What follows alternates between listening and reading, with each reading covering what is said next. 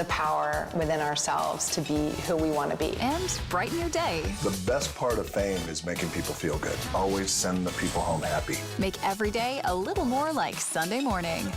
Here comes the sun. Stream now on the free CBS News app.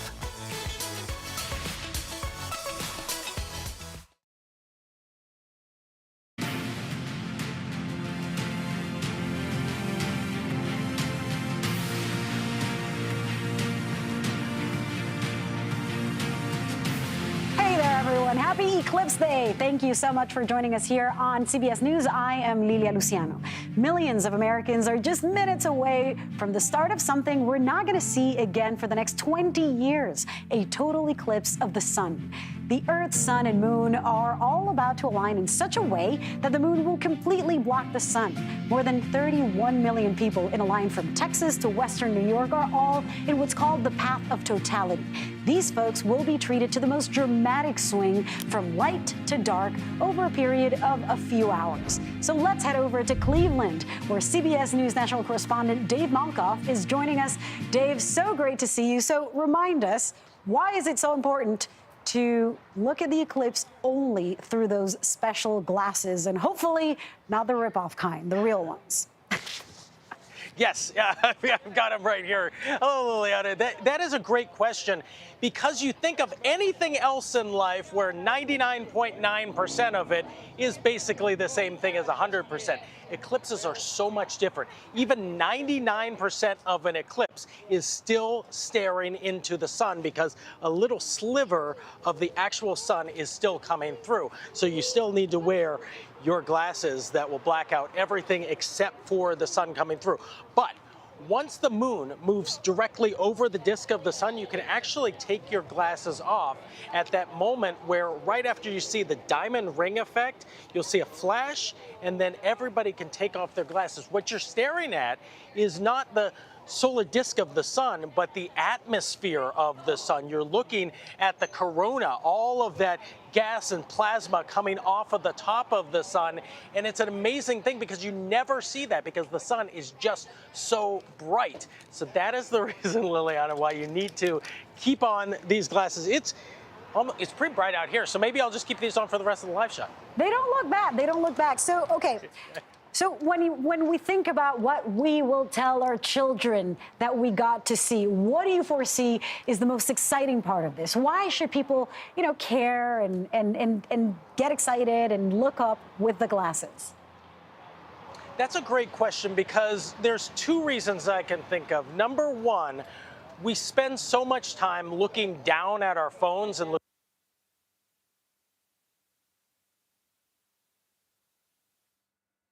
I think we lost him, but I'm sure he was saying that, look up with the glasses. It seems like this is the kind of moment where you can let someone else take the photo. You can just be in the moment. And let's head now to somebody who's absolutely in the moment and ready for us, CBS News correspondent Omar Villafranca, who's covering the eclipse from down south. So, Omar, talk to us about what you are hearing and seeing. I see people preparing around you. I see a magnificent mullet right there behind you. People are ready for this event. And they are. They're cheering not for us or for you, but because the sun is out. It was supposed to be overcast, and it still could be overcast, but the sun is peeking out right now, and you would think it was a rock concert. And listen, the Cotton Bowl has hosted a lot of historic events. I mean, the Dallas Cowboys used to play here back in the day. The Rolling Stones have played here a bunch of times. OU and Texas always play here for football in college.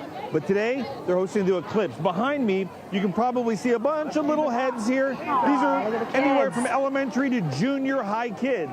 Yeah, and they're here to see this. And I've been talking to them and their teachers. And let me tell you what they're excited about. They're excited that they're not going to get a lesson from flipping through pages. Teachers and kids have all told me, I'm not going to be in the classroom. I'm going to get to see science instead of reading about it and learning about it. That is exactly what they are pumped about here because they know it's historic, it's rare, and they're going to be a part of it. Not a cell phone in sight. Amazing.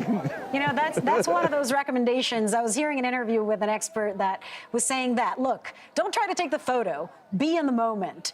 with the glasses on, but witness this so you can actually live it. Not like, you know, when you go to a concert and everybody's phones are out. Let someone else, let a pro take a photo. Coming up, we're going to have an expert tell us how to take the right photo, but that's a separate topic. So how are officials in Dallas preparing for the event and for the, I'm sure, multiple events that are taking place to witness it? Listen, there are hundreds of thousands of people who have come to the DFW area because we are in the path of totality. In fact, from about 1 o'clock to 2 o'clock Central Time, our time, they're closing the exits into downtown. So you're not going to be able to get in. They're trying to avoid traffic congestion because they know somebody's going to be driving, maybe hasn't paid attention, or going to see an eclipse and are going to want to pull over. So they're trying to avoid any accidents on the side of the road. And listen, this is a viewing area with 8 million people. They don't want accidents on the road, so they're trying to keep it safe. Here it's safe. These kids are excited to get their fans out, and they have their glasses ready to go. Hopefully the weather plays along. That's amazing. Omar, I'm so glad it's not overcast there, which is usually good for television, but not in this case. I'm glad you'll get to see it. Suerte. All right, let's bring in CBS Mornings co-host Tony DeCopel, who's joining us from Indianapolis. Tony, what's going on there? How are you and everyone else around you preparing for this big event? Hey, Lily. Well, there's a heck of a lot going on here. I'll tell you what. We got the Purdue marching band off to my left. Woo. We got 50,000 people in the stands behind me. This goes on for a long, long ways. And this is the single largest, and we got race cars on the track at the Indianapolis Motor Speedway. And Lana and above us, on top of all of that, we got the most significant solar eclipse to happen in this country for another 21 years. So everything is happening. This is the single biggest, one of the race cars right there. Trying to compete with the sun and the moon, but I don't think they're going to win. I really don't. I think the single Lana is biggest in one of viewing those. Location. Is that true? Yeah. I keep hearing that joke being made, and now I'm thinking maybe it's a reality. No, I think Lana is actually one of those. I'm sorry if I'm spoiling a surprise for later, but tell us what else is coming up when you and Nora are anchoring the... Oh, there she is. Look at her. It's true. She's waving at us. She's talking. She's wearing a massive helmet, so that's great for your safety. I don't know that you get to see her. But, Tony, talk to us about what else can we expect from you and Nora coming up at 2 p.m. Well, I mean, we're going to do this amazing thing. I mean, as long as there have been people witnessing the solar eclipse, and now it's our turn. And to help us kind of contemplate what exactly is going on up there and what it means and enter into what people say is really a moment of reflection, we've got Bill Harwood, who's like a big CBS space guy. You know him from our NASA coverage. He knows rockets. He's also an amateur astronomer. And we have Lucien Walkowicz, who is an astronomer, an artist, an educator from Chicago, who knows everything there is to know about the sun, the stars, and the moon, and this rendezvous in the sky later today. And just how significant it is. I've been told, this is my first time, they've each seen it once before, Nora also her first time. I've been told to be prepared for cheering, for hugging, for silence, and also on occasion people are moved to cry because they don't know what else to do. So when your mind has no frame of reference for what it's experiencing, there's no telling what's going to happen. So I'm really looking forward to it. Some people are even going to be saying, I do. Well, Tony, we miss you over here, but glad that you'll get to see the eclipse in such an eventful and exciting way. Thanks for joining us. Now let's head back to Cleveland with NASA program manager Kelly Corrick. Kelly, thanks so much for taking the time. Talk to us about what viewers need to know about watching the eclipse safely. We keep saying it, but it is important. Definitely. We need to view this eclipse safety. It's going to be a magical experience, yet at the same time, we need to make sure to protect our eyes. So during any of the part of partiality, anytime there's only part of the sun covered, you're going to need to use your glasses or an indirect viewing method. And those indirect viewing methods can be as simple as your hands making pinholes, or a spaghetti strainer held off to your side so you can project that on the ground. once totality works, we want to make sure, or happens, we want to make sure that you take your glasses off. So only in the path of totality, taking your glasses off to experience that corona, to have those emotions and all those things happen. So that's how we want you to safely view this eclipse. Interesting. I'm curious about that spaghetti strainer method, and glad that there's other options for those who couldn't find the glasses on time. So walk us now, if you may, through the science behind the eclipse, and why it's so rare, especially to see it in its totality, to be witnessing that complete blackout. Yes, that complete blackout is so important to science because what we get to see is the sun's hot outer corona or atmosphere. And that atmosphere is what creates space weather. And that space weather affects us here on Earth. It affects our satellites. Could affect our power grids, our GPS signals. And so it's really important to understand that. So we've got 2 WB-57s chasing the eclipse, getting 2 extra minutes of eclipse in order to, again, take those pictures of the sun with the disk totally covered so we can do that. We're also launching 3 rockets into the eclipse before, during, and after in order to study our atmosphere and its response to it. So again, we are starting to understand how our Earth responds to our sun.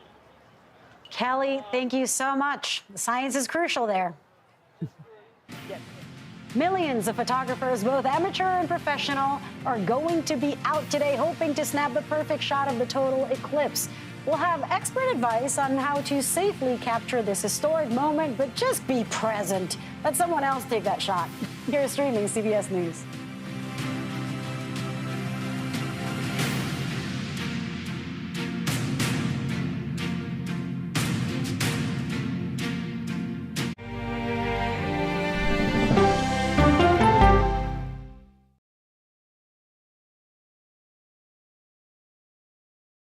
Mr. President, there's a lot to talk about. A lot to talk about. Does this carrier strike group stand ready? It's just incredible to see there's an active search and rescue operation going on 12 hours after this accident. The CBS Evening News with Nora O'Donnell. I had progressively fallen deeper into the world of online sports betting. The risk is the rush. What do you think is driving the spike in popularity? I think it's legality. If it's legal, I'm going to use it. There are ways to bet when you are 18. We've created an epidemic of child gambling. You can't walk into a male dormitory in a college campus without sports betting happening. It's America's most neglected problem. I used sports betting as a way to escape, when in reality, I'm choosing self-destruction. Whatever I had left, it was gone. The purpose of the industry is to get you to play to extinction. And that means until all your money is gone.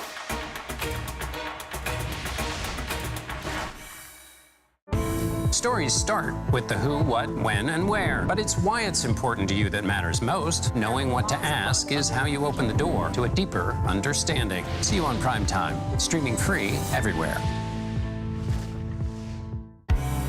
An original documentary from CBS reports. That desired farm is a wonderful place to raise children, and it still is. Promises broken. Black Americans have been the target of racism and discrimination pretty much from the time they acquired ownership in the land. Costing black farmers hundreds of billions in generational wealth. They did everything to make sure we were run off that land. But communities are uniting to continue the fight. Collective ownership is powerful. To keep their land and their dreams alive. To watch my children play on land that we own means everything. So land is power. Most definitely. 40 Acres and a Mule, now streaming on the free CBS News app. People with developmental disabilities were once sequestered by the hundreds of thousands in institutions. Many of our fellow citizens are suffering tremendously because lack of attention, lack of imagination, lack of adequate manpower.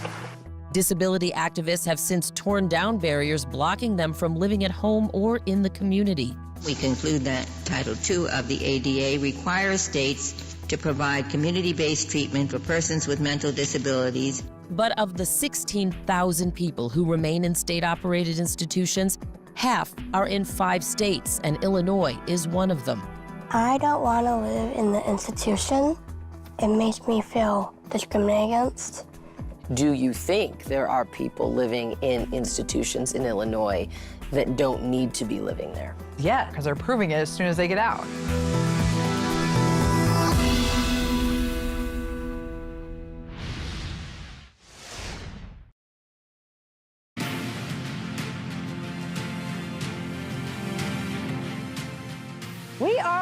closer to the total eclipse. More than 31 million people live along the path of totality for today's solar eclipse. That's according to NASA. Meteorologist Bill Kelly explains what totality actually means and how it will impact viewing the eclipse for those within and outside of its path. When we're talking about a solar eclipse, there's actually 4 different types. And the type that we have today is the best of them all, and it's called totality. So let me show you how that occurs. First, we bring in the sun, the moon, and the earth. And in a solar eclipse, the moon shadows the light from the sun, sometimes partially, today completely. And that is what totality is. But how does that occur when the sun is so much larger? In fact, take a look at this. The sun 400 times bigger than the moon. So how does the moon shadow it? Well, the sun is also 400 times farther away. So when you think about that perspective, they look like a similar size in the sky. And if everything is positioned perfectly in a line, you're going to get totality. And today is one of those days. And it looks like this. It happens on the Earth, somewhere on the Earth, every 1 to 2 years, but it's pretty rare that it happens in our country. And I want to give you a little bit of a different perspective. I'm going to bring the map up and put in some cities. This is going to start from the southwest and move to the northeast between about 1:30 to 3:30 p.m. Eastern time. And this is going to be moving. We actually have drawn the light here. That's the shadowing that's going to cut across, traveling at over 1,000 miles per hour in totality, meaning it goes from daylight to darkness, some places 3.5 to 4.5 minutes long. An absolutely stunning sight to see. I want to bring up another way to show you this line. What we've done is we've drawn this path. I'll take these cities out, and along this line here is where it is totality. Now, that doesn't mean that you're not going to experience if you're not in this line. Where I'm at, for example, here in Philadelphia, we're at 90% totality. And what that means is the sun is going to be hidden 90% from the moon. So you put your special glasses on, you look up, you'll see a beautiful sliver of the sun. It is going to be a great one. You will also, if you're in that line of totality, be able to look up and see the corona from the sun, which is amazing. That is the sun's atmosphere. In addition to being one of the most watched events of the year, the eclipse is sure to also be one of the most photographed. But how can you safely take the shots that truly capture this historic moment? We talked with photographer and visual storyteller Anthony Quintano. The biggest thing when using a camera is going to be using a solar filter. You're going to damage your camera. It's the same reason why you can't look at the sun directly with your eyes. You will damage the sensor if you don't have a filter. Not just any filter. You can't use an ND filter. You want to use a solar filter to be able to block the harmful rays from damaging the sensor. All right, use a filter, use the glasses, let someone else take those photos. Let the pro people handle it so that you can enjoy the moment and be present looking up. And I want to go back to Indianapolis, where Lana is more excited than anyone and looking really cool right now. In her full Indy attire. You are, Lana, of course, where the Indy 500 happens every year. We saw you moments ago getting in the car, talking with your helmet on. Did you get to race? Tell us a little bit about what you've been experiencing. Which I didn't just race, Lilia. I raced an astronaut, Drew Postal, and he's actually one of the people who has spent the most time outside of the Earth's atmosphere. I gotta say, he beat me, but he has more experience with speed. Indianapolis is the place to be right now. As you can see, the crowds completely filling the stadium. Oh, lots of excitement here. Woo! Everybody's ready. Yes! Everybody's eclipse ready. Tens of thousands of people all here to witness this extraordinary event. The last time this happened was more than 800 years ago in Indianapolis, and we are making every moment count. So I think we win. I think you're in a great position to witness it and win. Lana, is this your first eclipse? I mean, talk to me about what you've been thinking about preparing. I know that you are all things NASA obsessed, so tell me what it's been like for you leading up to this moment that's about to happen in just over an hour. You know, my first time racing an Indy car and my first time witnessing a total solar eclipse. And I'm told that this is unlike any other experience that you can have. I'd say that riding in the Indy car felt a little similar to skydiving. I'm told that a total solar eclipse is actually going to beat that because it gives you this moment of perspective where the world goes quiet, at least in the path of totality. Even animals become quiet during that time, and we can feel it, and we'll witness that blue-hued corona outside of the atmosphere, right in the sun's atmosphere, right outside of the line of the moon. So I'm looking forward to it. I will report back to you about how it feels, but I'm told that it can even be like a spiritual experience, and then to be around all these amazing people and experience that together, I think will be something really special, Lilia. I am so excited about this for you and for all of us, Lana. I know how much you're enjoying it, and I'm very lucky that our friend Liz saved me a pair of the glasses, so I'll be able to look up as well. Lana, thank you so much. Now let's go back to Cleveland and bring in NASA Associate Administrator Jim Free. Jim, great to have you. Thanks for joining us. What should people look out for when they're viewing the eclipse? What should we have in our mind as we look up? What are we spotting there? Well, I think, first of all, everybody remember wear your glasses. That's the most important thing. Secondly, I think you can look at the path of the moon in front of the sun and just kind of appreciate where we sit in the universe. I think there's a bit of a mental image you should paint for yourself. And then during totality, to look at the corona. The corona of the sun is somewhere where some of the hottest temperatures are. There's space weather, which is some of the bursts that come out of the sun that affect us here on Earth. And just take a minute to appreciate where we sit between here and the sun. And be inspired by the science. That sense of wonder, I think, is something we do at NASA better than anybody else. And that science has inspired people for centuries. And I hope that everyone that views it today, from young to old, takes away that and maybe goes research a little bit and understand the power of the sun and our galaxy. Wow, it's so fascinating to think about, and it's so humbling to realize when you're standing there and remember our position in the universe. It's one of those reminders when things change all around us and we're able to witness the moon and the sun in this form. How excited, though, is everyone at NASA now that millions of people are coming together to watch this and really give it the relevance that I'm sure is regarded there in NASA as well? Yeah, it's a great day for us. First of all, it's the path of totality passes over one of our NASA field centers today, the NASA Glenn Research Center here in Cleveland. So that's a sense of excitement that is quite rare. But also, this is, we call it in our science organization, the big year of heliophysics. Heliophysics is the study of the sun. So we have the event today where we'll be launching 3 rockets before, during, and after the eclipse totality and measuring the changes in the ionosphere, the magnetically charged part of the atmosphere. Our Parker Solar Probe will fly through the sun's corona in December of this year.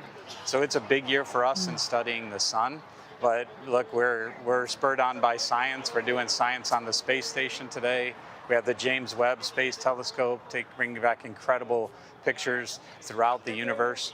And we have our plans to take people back to the moon and land the first woman and the first person of color on the moon in 2026. Gosh, such exciting developments. Talk to me a little bit more, because you mentioned it somewhat there, but what is it, what's the data, or what is it that you're observing and collecting today from NASA? So some of the things we'll be doing is measuring the changes in the Earth's magnetic field. When the sun sets, there's gradual changes in the magnetic field and how our atmosphere reacts to that. During the eclipse, the bottom is going to drop out of the magnetic field because the moon will come right in front of the sun. So that's one of the things. And then when we look at the corona of the sun, we always learn about how the sun is behaving, what happens at the sun that affects us here on Earth, what's going to happen, what could happen to affect our satellites and even our astronauts on the International Space Station with the electrified bursts that come out of the sun and change how our electronics operate. So there's plenty of opportunities to learn for us as well. And the crew on the space station will actually be able to see the eclipse go across the Earth today as well. And Jim, before I let you go, I'm curious, are eclipses different? I mean, when you see totality, when you're on the path of totality, you look up, say you do it again in 21 years or whatever the next one is meant to happen. Is each one a singular, different event? Does it look different? It will look the same. The distance, it's unique. The distance between us and the moon and the sun allows the sun to be perfectly captured. So it'll look the same, but it's going to feel different for everybody. The temperature is going to drop. How the animals respond will be very interesting. So each experience will depend on where you are, but the premise is still the same, the moon blocking out the sun. Jim Free, thank you so much for that. Today's eclipse is sure to thrill us humans, but what about our four-legged friends? We'll look at how the eclipse can impact animals and the steps you can take to ease them, to protect them, to calm them down. You're streaming CBS News.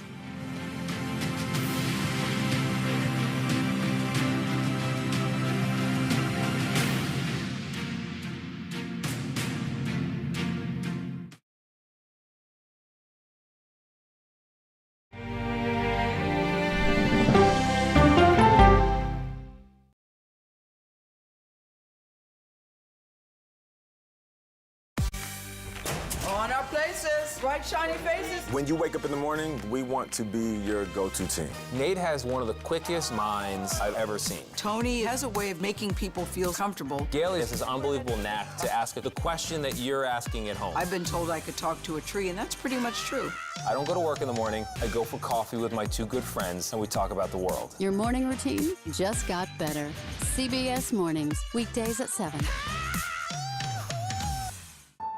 It didn't seem like anything could happen, because nothing ever happens in East Palestine, but it did. Authorities released toxic fumes from 5 derailed train cars. Resident, please evacuate. Acute bronchitis due to chemical fumes. Did you ever have these problems before the derailment? No, ma'am. This neighborhood's not safe no more. We can assure the community that there's not vinyl chloride entering their communities. Then why are there so many people feeling these various symptoms of bloody noses or difficulty breathing, or bronchitis? That's a hard question to answer. We're talking about one of the most blatant releases of a mixture of some of the most toxic chemicals that we've seen in America. I feel like now I have a duty to warn other communities. If my daughter has to watch me die of cancer, at least it saves someone else.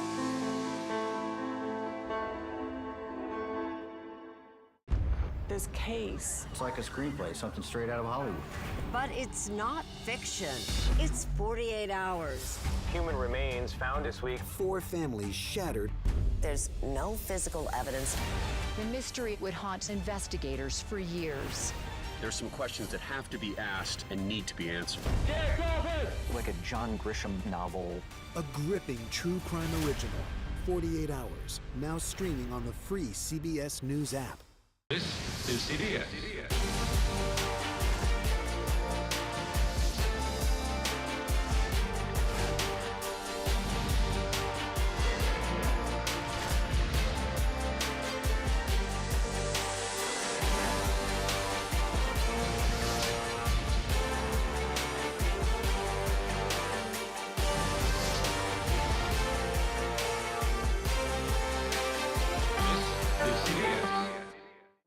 Hello, everyone, and welcome to our Dragon capsule here in space. Sightseers in space, the thrill of a lifetime. Seeing the Earth from space, it was so exhilarating. But the risks that come with the territory. There have been 4 fatal accidents. That's a 1% fatal accident rate. Might make you look before you launch. If you had 1 out of 100 airplanes falling out of the sky, we'd have a public crisis. Space tourism, now streaming on the free CBS News app.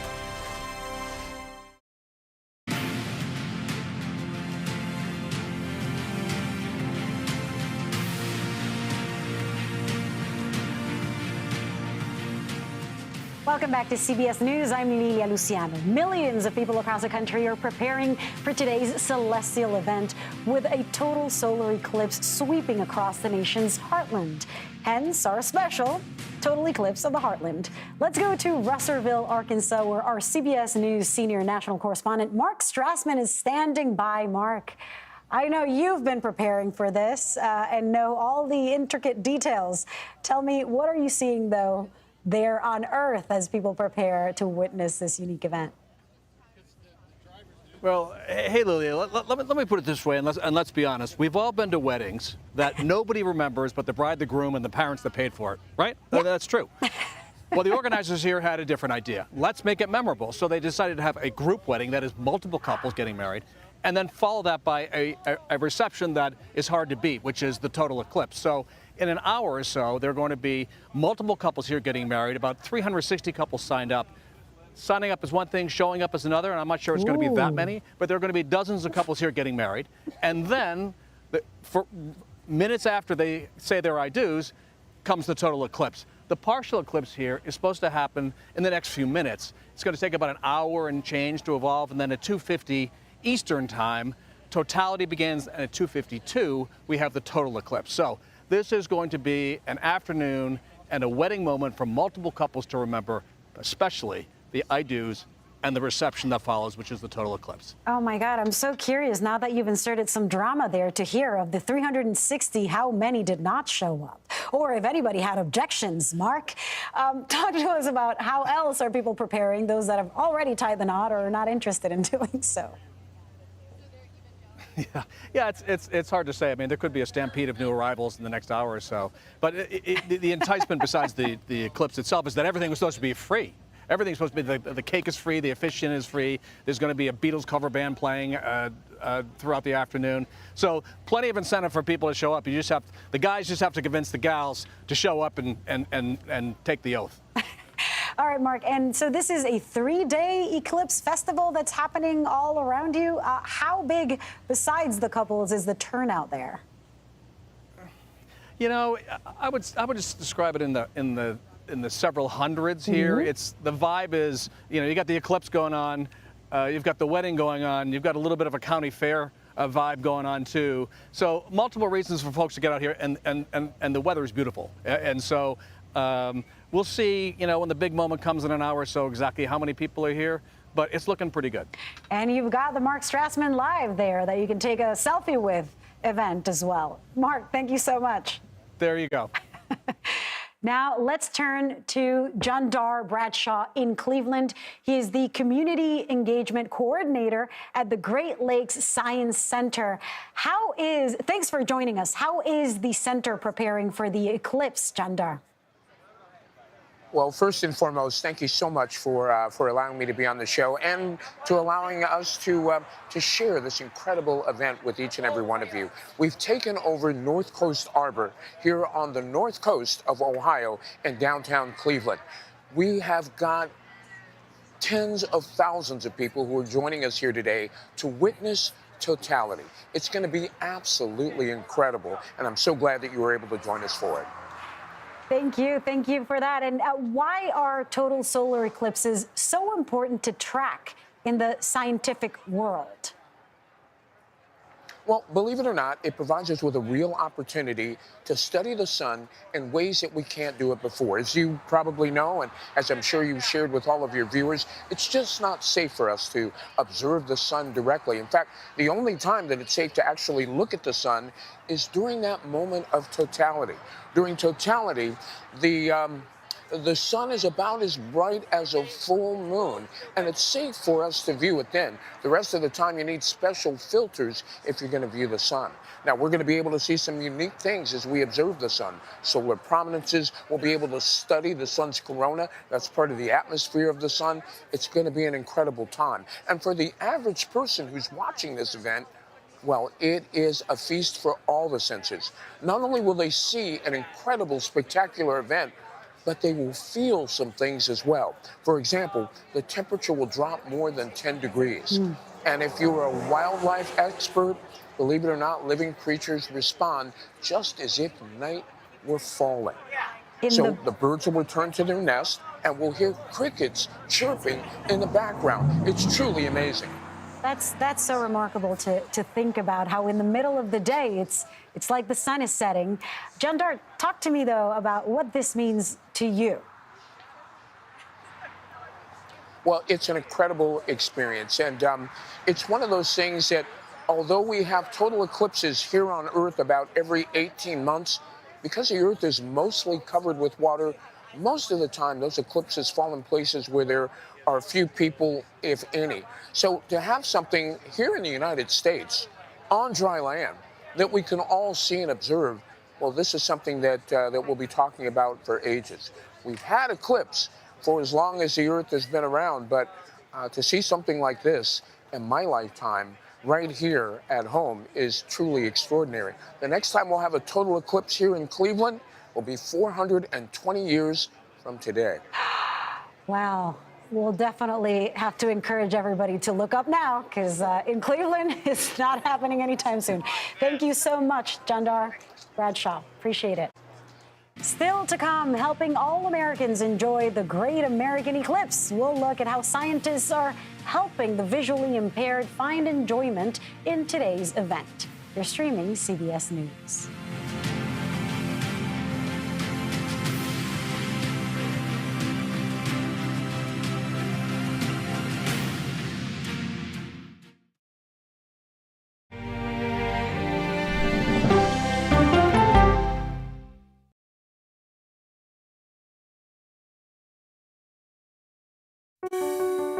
Washington is the seat of power. National security, foreign policy, global economics, every story comes through Washington in some way. We bring some of the most powerful voices in America to the table. We don't just ask the questions, you have to go deeper. We try to understand what's at the heart of the issue we're talking about, to then come forward with solutions. Face the Nation on CBS. The justices ruled that Harvard and the University of North Carolina violated the Constitution. In the aftermath of the Supreme Court decision to end affirmative action in college admissions, uncertainty sets in for some students of color. Affirmative action really gave us an equal opportunity. CBS Reports explores the historic decision and what it means for those chasing an opportunity to change their lives. I knew that college was the ticket to break this cycle. The end of affirmative action, now streaming on the free CBS News app.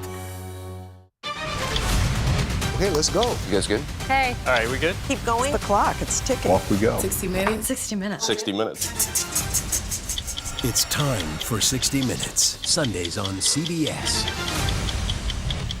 An original documentary from CBS Reports. AI is among the most world-changing technologies ever. Curing diseases, scientific breakthroughs, making lives better. They can help us with medical discoveries, scientific discoveries, doing better agriculture, having cures for things like Alzheimer's. It's also going to really transform the way we work.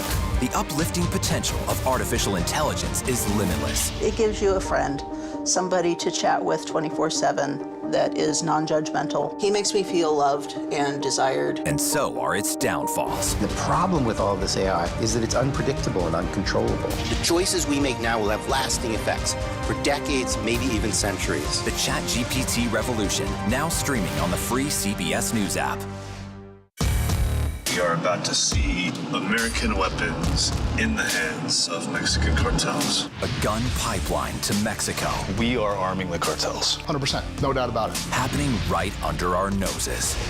Who's doing something about this? Nobody. A CBS Reports exclusive. Most Americans have no idea that we are effectively arming the enemy next door. This is the story the American people need to know. Arming cartels, now streaming on the free CBS News app.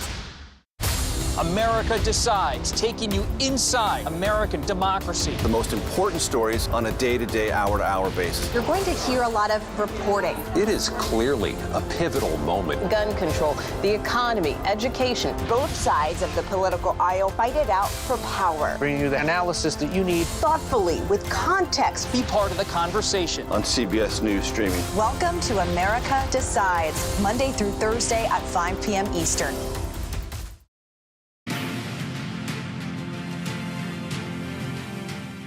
Tens of millions will get to experience the total solar eclipse using their eyes and hopefully a pair of eclipse glasses, which all the experts have been telling us we must. But what about those who have little to no vision? As David Schechter explains, the event is not only something you need to see to believe.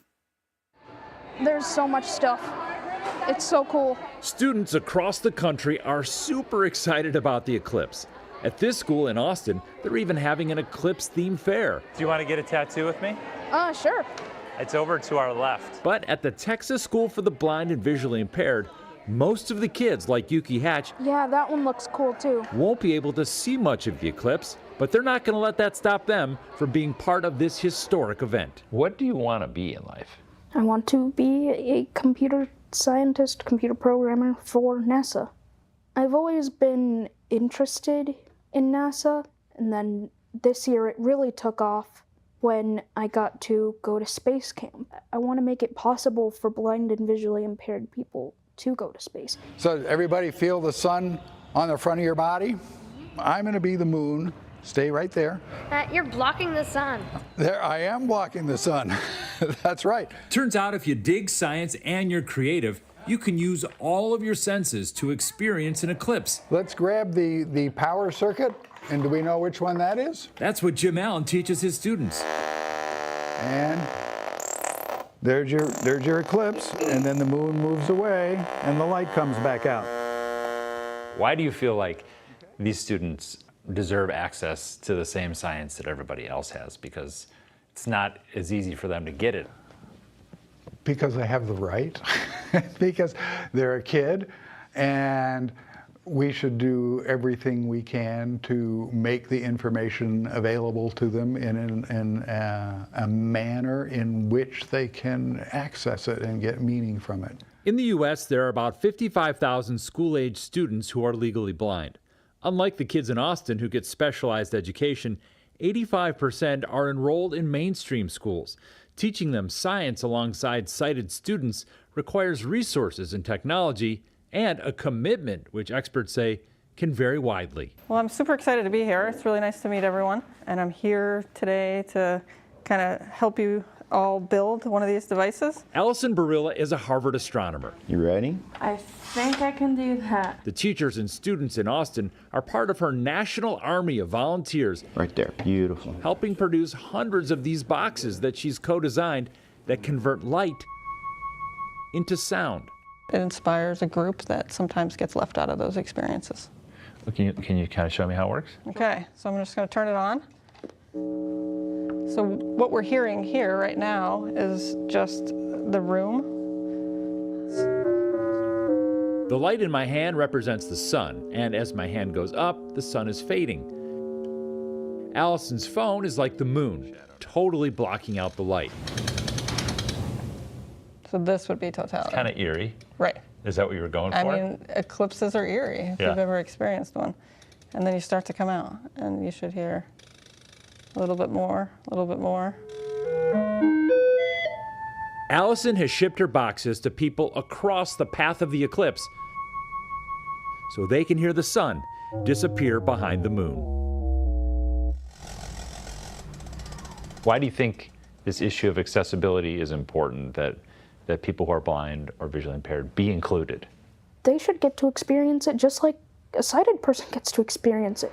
Can we both get an eclipse tattoo? With the help of technology, creative ideas, and teamwork, that's exactly what Yuki plans to do. It's really cool looking. During the eclipse and beyond. If someone said, hey, we have an accessible spaceship and we'd like you to go to space, I would literally say yes before they even could ask. Let's now head over to Dallas, where CBS News correspondent Omar Villafranca is covering the eclipse. Omar, I see that you have the nice kind of glasses there, none of that paper stuff that I have. Talk to us about how people are preparing there. What are those kids around you telling you about their level of excitement to be out of the classroom? I mean, listen, we have run across people here from Colombia, from India, and of course, locally, like these kids behind me. There's hundreds of school-age kids here just for a chance to see this. They know this is a piece of history. And when you talk about contraptions to see it, we've seen just about everything. They have proper glasses, the paper glasses, what looks like the inside of a welder's mask I've seen out there, which would work. And people are using those, of course. It's the digital age. They want to take like the selfie with the cell phone on it so it doesn't burn the camera up. But it's interesting to see. People came prepared. They brought snacks. This is something where it just wasn't oh yeah, let's go ahead and do it. people have been planning this for years, and of course, as it gets tighter, they're adjusting their plans. But these people here are ready. They're getting a little bit entertained right now, but here's something that I want to show you. Above here, that's where we're at here at the Cotton Bowl. Just above it, you'll see those clouds. Now, Lilia, you've spent some time here in Texas. Usually we're cheering for clouds in Texas because it's so hot.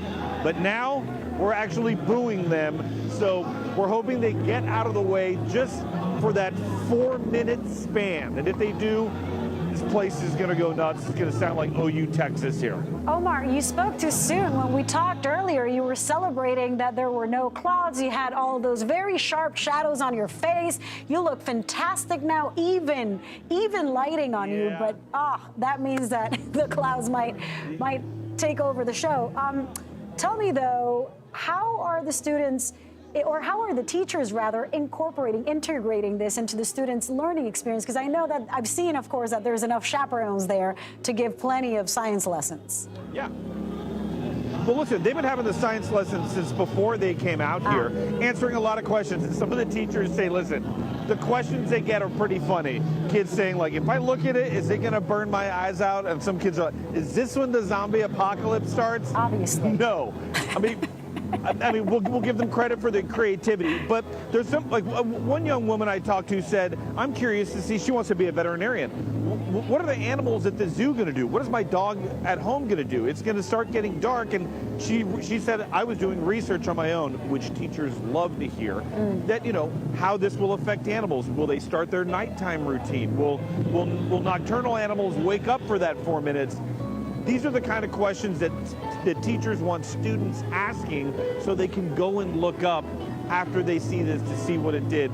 And listen, it's inspiring to see these kids actually really into it. And one teacher told me she's hoping that at least one of these kids out here, just one of them, this sparks some sort of lifelong quest for knowledge, and maybe it leads to an invention that we all can't live with, or live without, actually, or something that it comes back to this event, because when science is involved and it's eyes on, not hands on, eyes on like this, students told me it's better than a textbook when you can see the lesson in front of you. So pray those clouds go away. Just pray they go away. My gosh, if not, we'll still come back to you, Omar, and you can talk to me about all the disappointment and all the students who didn't go on to study science.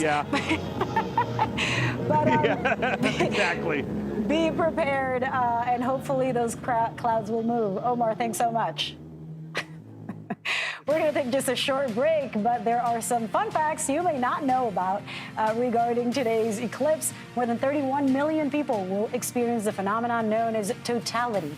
The town with the longest view will be south of the border in NASA's Mexico, where totality will last for 4.5 minutes.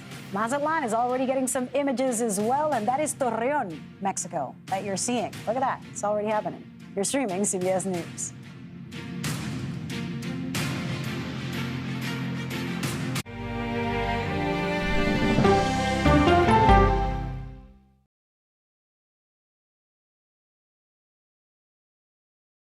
Go to the ends of the earth. Right now. We got something crazy. And reach for the stars. Here we are. Yes, it's my comeback. Hey, this is pretty fun. But wait, there's more. Experience thought-provoking, Welcome to the idea of being a human being. innovative, and truly original reporting. Look through a telescope and go, wow. Because there's always something new under the sun on CBS Sunday morning. At this moment, terrorists could be plotting another attack. 9/11 triggered a counter-terrorist system that included a secret database. This person needs a closer look. A growing list of nearly 2 million people, including some Americans who say they're innocent. For 1 hour flight, I have to spend 6 hours to go and come back. CBS Reports explores the system, the people responsible for it, and those pushing for change. I'm not fighting against them. I'm fighting for them to do the right thing. The Watch List, now streaming on the free CBS News app. Don't miss true crime anytime you want, anywhere you go. With the 48 Hours podcast. Real crimes, real lives, real justice. There's some questions that have to be asked and need to be answered. Listen to 48 Hours on Apple Podcasts. An original documentary from CBS Reports. Imagine yourself in Manhattan with no police, no army, no mayor.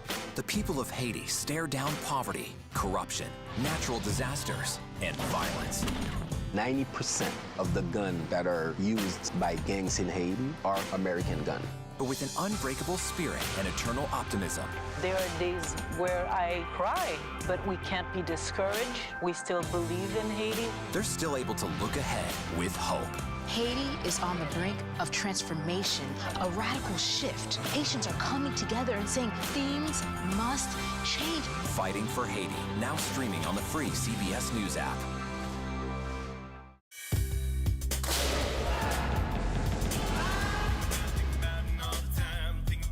Everybody wakes up in the morning and they are pelted with alerts that frighten them, news that agitates them. With this show, we have the time to explain what's going on. These migrants, they've been released. Explain the status that allows them to be released, to slow things down a little bit. What are the big sets of questions for China and its ambitions? Hackers are stepping up their attacks to extort victims. Let's start with easy. Who's attacking? Here's a deeper understanding of what's happening.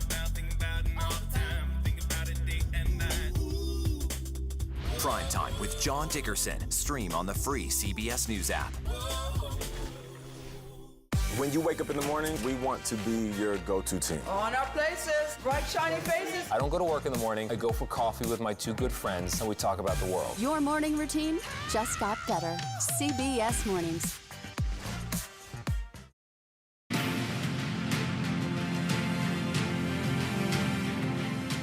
NASA's Glenn Research Center in Cleveland is in the path of totality for today's total eclipse.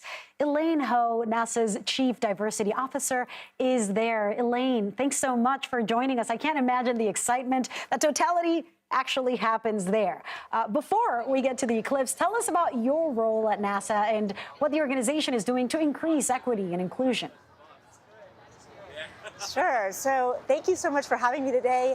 At NASA, my job is the Chief Diversity Officer, so I make sure that we have just a diverse talent when we think about diversity of perspectives and experiences and skill sets to make sure that we have the mission accomplished. You know, at NASA, we do one-of-a-kind missions. We do first-of-a-kind missions.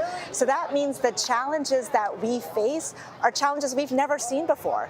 So if we're going to make the impossible possible, we need that diversity of perspectives and experiences and skill sets to come up with that solution that we've never come up with before. So at Diversity and Inclusion at NASA, it truly is mission critical. So let me ask you about that. The Washington Post has reported that the number of corporate DEI roles have fallen 13% since last year. We've also seen states like Alabama and Texas impose restrictions on DEI programs. What is your message, given what you do at NASA, to those who see DEI as something frivolous or perhaps even bad for the workplace? Yeah, I think when we talk about diversity, equity, and inclusion, it really has to include everybody. That's why NASA connects it to our mission. We connect it to actually the safety of our people. We need to make sure that we're looking at a problem and that we can have diverse perspectives and experiences, really see a problem in many ways, and especially if it's a safety issue. So that way, not only do we see the problem, but we have to have the environment to allow those voices to come forward. So for us about NASA, it's not about being exclusive. It's actually very much about including everyone into the conversation. And how are you and your colleagues celebrating today? What are you going to be doing when the total eclipse happens?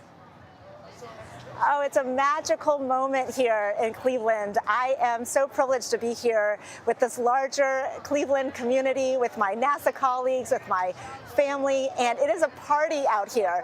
But the one thing that I'm super excited that what we're doing is that NASA is doing what we do best in engaging youth, engaging students, and engaging the next generation of explorers. If you look around here at NASA Village, we've got tents and astronauts and all sorts of experiences that students from all backgrounds can really participate and get excited about what's happening today. Elaine, thank you so much for joining us. And I want to bring back CBS News senior national correspondent Mark Strassman, who is in Russellville, Arkansas, where there are hundreds of people who are going to tie the knot. How are the festivities there so far? I'm seeing at least one bride right behind you with a fabulous dress, Mark. You beat me to it, Lily. I was going to just show you that it looks like sort of like a country picnic, and then you look behind me and you see something like the bride who's just moved in there. She's been sitting there for the last hour or so. Apparently no nerves at all whatsoever, given the fact she's supposed to get married in about a half an hour. So there are dozens of people here, couples who are going to get married today, followed by the reception, which is going to be the eclipse itself. And as I put on my fancy-dancy eclipse glasses, I can see a partial eclipse, maybe 20% or so. It started about 20 minutes ago. And in an hour, we'll have totality. And at 2:52 Eastern time, we'll have a total eclipse. And that, of course, is why everybody's here on what looks like just a perfect day for this. There were some clouds this morning, but the clouds have moved out. And right now, you couldn't ask for better conditions, Lilia. Or better music. Thank you, Mark. While many of us are getting excited about the eclipse, it's not just big for humans. Jared Hill has a closer look at how it may impact animals. As millions of people turn their protected eyes up to catch a glimpse of the eclipse, scientists say animals tend to respond in their own way. As soon as totality happens, the animal kingdom, similar to humans, end up reacting to the fact that lights are going off, time to go to bed. Like these bees in Tennessee that suddenly returned to their hives 7 years ago. In Carbondale, Illinois, a prime eclipse viewing spot in 2017, and in the path of totality again in 2024, researchers will have a rare back-to-back chance to study the impact on wildlife. Further our understanding of wildlife responses to large scale changes. Scientists aren't only focusing on what the eclipse looks like from the sky, but also what it sounds like here on Earth. There's been a lot of evidence that crickets respond pretty quickly to this change in light. So by listening to the eclipse, we're engaging a whole new group of folks in the scientific process. One group of animals that may not care about the eclipse are pets. They tend to be a little smarter than we are. They know not to stare at the sun. That means no eclipse glasses required for your furry friend, but the top veterinarian for the American Kennel Club says think twice about bringing pets into big crowds on Monday. Dogs that have a tendency to be anxious or stressed, this may exacerbate that. One more thing to consider for the last coast-to-coast eclipse in a generation. Jared Hill, CBS News, New York. Millions of Americans are just minutes away from the start of a total eclipse of the sun, as you know. With us now is University of Wisconsin-Madison Professor Mikhail Katz. He works in the school's Department of Electrical and Computer Engineering. Professor, you drove several hours to see the eclipse. Talk to us about how busy were the roads in the area, heading to the area where you are now. And thanks so much for being with us. Thanks so much for having me. We had a great commute from Madison, Wisconsin to Anderson, Indiana, and the sun actually gave us a prelude. We saw a gorgeous sunset that was partially obscured by I think a faraway cloud, so it was really quite a sight. The roads were great, other than I'm sorry to say a few extra accidents, but overall I think it was a nice drive. Well, it's important I'm sure, to make it there for you. Talk to us about, what are you looking forward to seeing? Why is this so important for you? The eclipse is a wonderful time to appreciate modern science and engineering, on top of the fact that it's just an amazing sight. Of course, we have physics and astronomy to thank for our ability to predict eclipses. We get to talk and explore why the sun emits light due to its surface temperature of about 10,000 degrees Fahrenheit. We get to think about the corona, which is much, much hotter. And of course, for me, it's really exciting that so many people get to learn the basics of applied optics as they try to capture the perfect photo of the eclipse crescent, or even during totality. Talk to us a little bit about how does your area of expertise and engineering play into how we witness the eclipse? What are your students, yourself, learning from all of this? So many concepts are applicable. One of my core research areas is thermal radiation, how objects that are hot emit light. And of course, the most important source of light for us is the sun, this thermal radiator at 10,000 degrees Fahrenheit. Of course, how we see the eclipse and how we protect our eyes is also an important concept. I have my eclipse glasses over here, which are these beautifully engineered a piece of protective equipment that attenuates the amount of light reaching our eyes by more than 30,000 times to make sure that we keep our retina safe. So there's so much overlap between what I do professionally and this amazing event. So there's engineering involved in witnessing it. There's lessons that you're learning. I'm glad that you remind us of the importance of wearing the glasses, the importance of safety. And well, hopefully we'll have you back at some point to talk to us about how it all went. But Mikhail Katz, thank you so much for joining us today, for giving us a little bit of that lesson. And we'll talk to you soon. Thank you. The eclipse is starting right around now, so I'll go check it out. All right. Don't miss it. Don't miss it, and keep the glasses on. Same goes for all of you who are about to witness this. Coming up next, it's our CBS special report, Total Eclipse of the Heartland. We will see you right back here at 3:30 Eastern for a complete wrap-up of today's events. Enjoy yourselves. Wear those glasses. Stay safe. You're watching CBS News.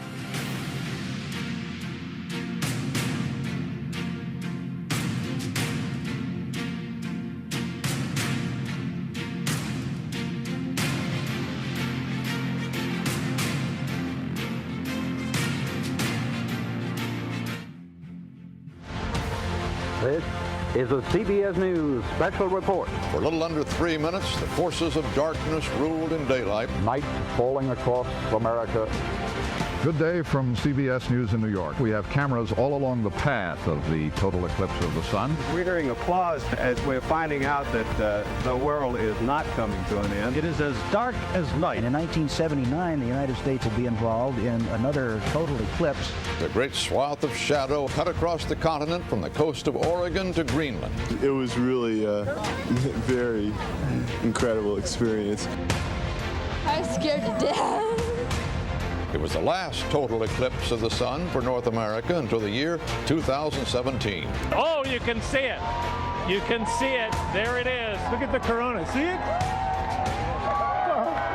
This is just incredible. Yeah, it's gone. It's gone. It's gone. We're in darkness. Take off the glasses. Oh, my goodness. The next total solar eclipse visible in the continental U.S. is April 8th, 2024. And now it is our turn, Nora, and it is happening now. For millennia, human beings have looked skyward and experienced a total solar eclipse, and now that moment comes to us. And we just noticed a few moments ago, it's begun. It has begun. If you put your glasses on, you can see the sun here in Indianapolis looks a bit like a ginger snappy with a little nibble out of the corner. A bite, like a little bite. Just a little mouse bite. Everybody's here enjoying it. We're at the Indianapolis Motor Speedway. More than 50,000 of our closest friends have gathered to watch this total eclipse of the Heartland. I'll be with you for the next hour and a half. I'm Tony DeCopel. And I'm Nora O'Donnell. And we are right in the path of totality, where the moon's shadow will completely block the sun. And then it will turn day into night. I just got goosebumps saying I know. I look at it and a hush falls over me deep within this alignment of the sun and the moon. It's not just a rare celestial event. They've been waiting 800 years here in Indianapolis.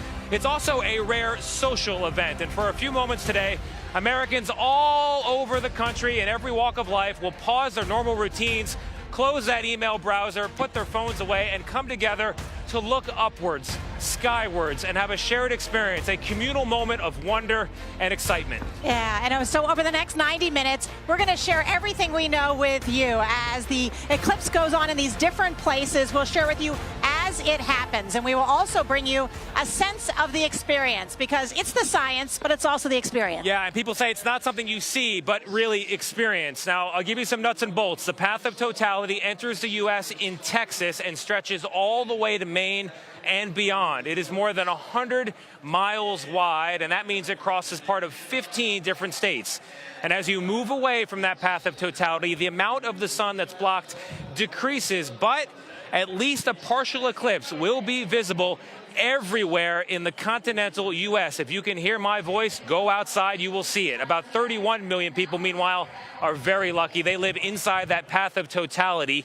And another 150 million people more live within a short drive, 200 miles of that path. That's right. And you are looking now at live pictures of the eclipse from Mazatlan, Mexico. Oh, my gosh. Look at that. Wow. This is the first place where it is visible in North America, and they call that the corona, that little light that's around the side. And we're experiencing the total eclipse there in about 3 minutes and 45 seconds. Wow, they must be going crazy right now in Mazatlan, and we are waiting for it here in the U.S. It won't be long. As we mentioned, we're in Indianapolis, but we've got reporters all along that path, cameras as well, arrayed for every perspective on the path of totality. You're going to see the eclipse at every stage all across the country.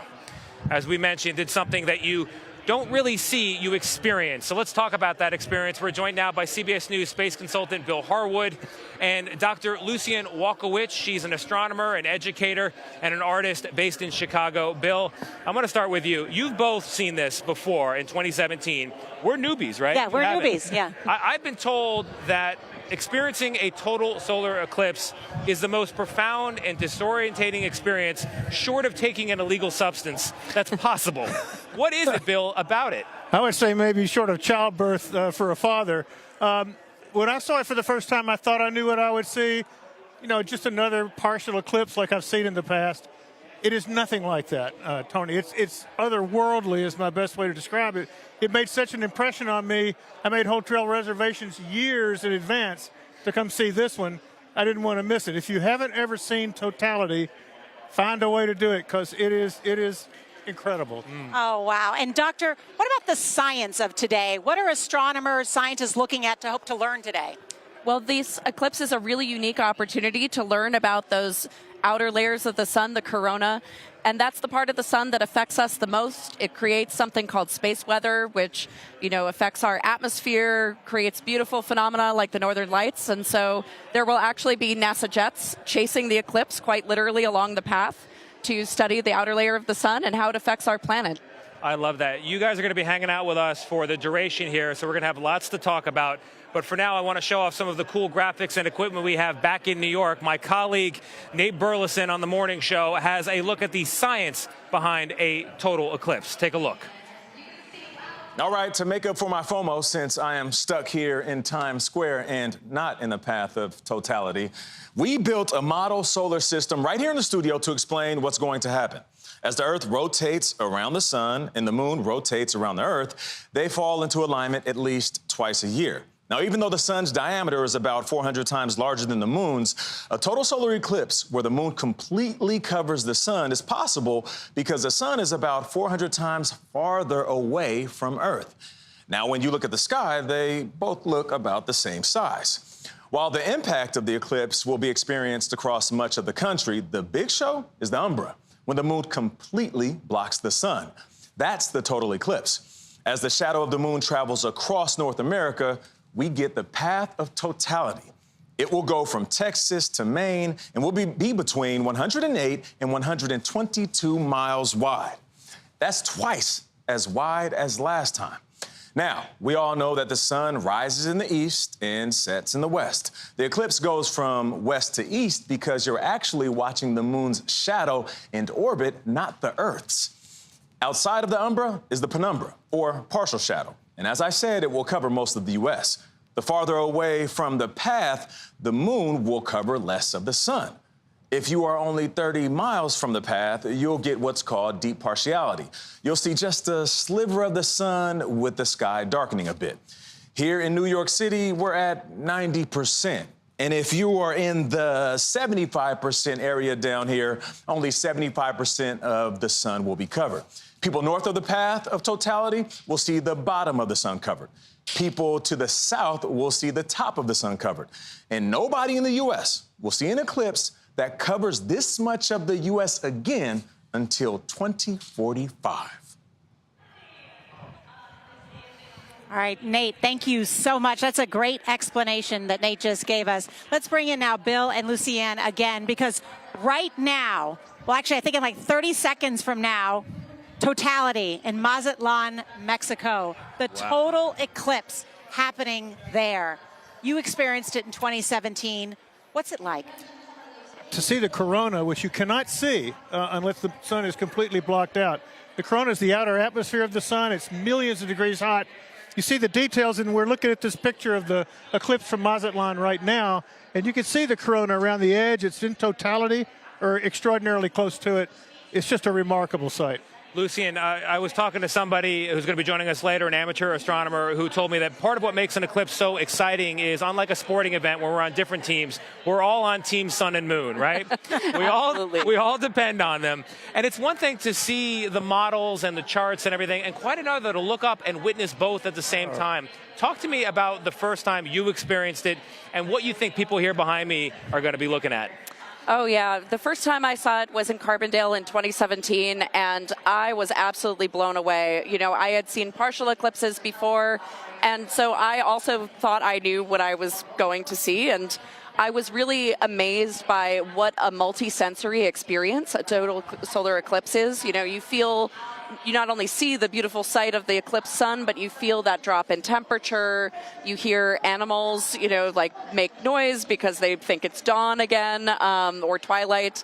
And it really is just an incredible full-body experience to see this amazing event. There are so many Americans that will have this experience today, whether the 30 million in the total path, another 150 near it. But of course, one of the X factors is the weather. And crowds are gathered in locations all over the country to watch this eclipse. So to talk about the weather where you are and if cloud cover is an issue or whether ruin your experience, let's bring in CBS Philadelphia Chief Meteorologist Bill Kelly. All right, Bill, how's the weather looking? Well, it's looking really good for a lot of places, and you're exactly right. Clouds make all the difference in the world. In fact, we're showing you this live from Philadelphia. This is looking out over Center City, where we have some clouds, and that's indicative of what we're seeing over Pennsylvania and New York. What you're looking at now on our grand map here are these temperatures, and right now, currently, it's quite comfortable, 70s and 80s. This dark line, by the way, is that line of totality. Notice it's a little cooler in Rochester. Temperatures are at 60, and that is because of the clouds. So let's show you that. What we've done is we put together this map that has the totality on it, and that is this ring right here. As I put this into motion, if you see the shadowing behind it, the dark, that means you're going to see totality. And look how it clears up by the time you get into Arkansas, Missouri, Illinois, where you guys are in Indiana. That is looking great. We get into Ohio looking pretty good, but then eastern Ohio through Pennsylvania, New York, we do have these clouds that are around, but then it clears out through sections of Massachusetts and Maine. So 31.6 million people, a vast majority have great viewing, a couple of trouble spots here and there, but all in, guys, I think it's a great day for viewing that eclipse.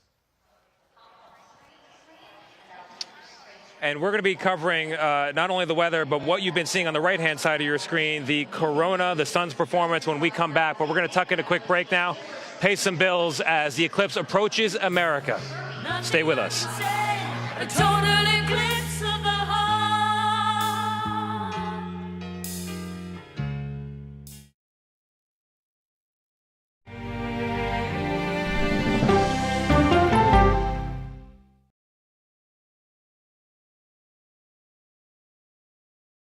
Don't miss true crime anytime you want, anywhere you go. With the 48 Hours podcast. Real crimes, real lives, real justice. There's some questions that have to be asked and need to be answered. Listen to 48 Hours on Apple Podcasts. An original documentary from CBS Reports. Imagine yourself in Manhattan with no police, no army, no mayor. The people of Haiti stare down poverty, corruption, natural disasters, and violence. 90% of the guns that are used by gangs in Haiti are American guns. But with an unbreakable spirit and eternal optimism. There are days where I cry, but we can't be discouraged. We still believe in Haiti. They're still able to look ahead with hope. Haiti is on the brink of transformation, a radical shift. Nations are coming together and saying things must change. Fighting for Haiti, now streaming on the free CBS News app.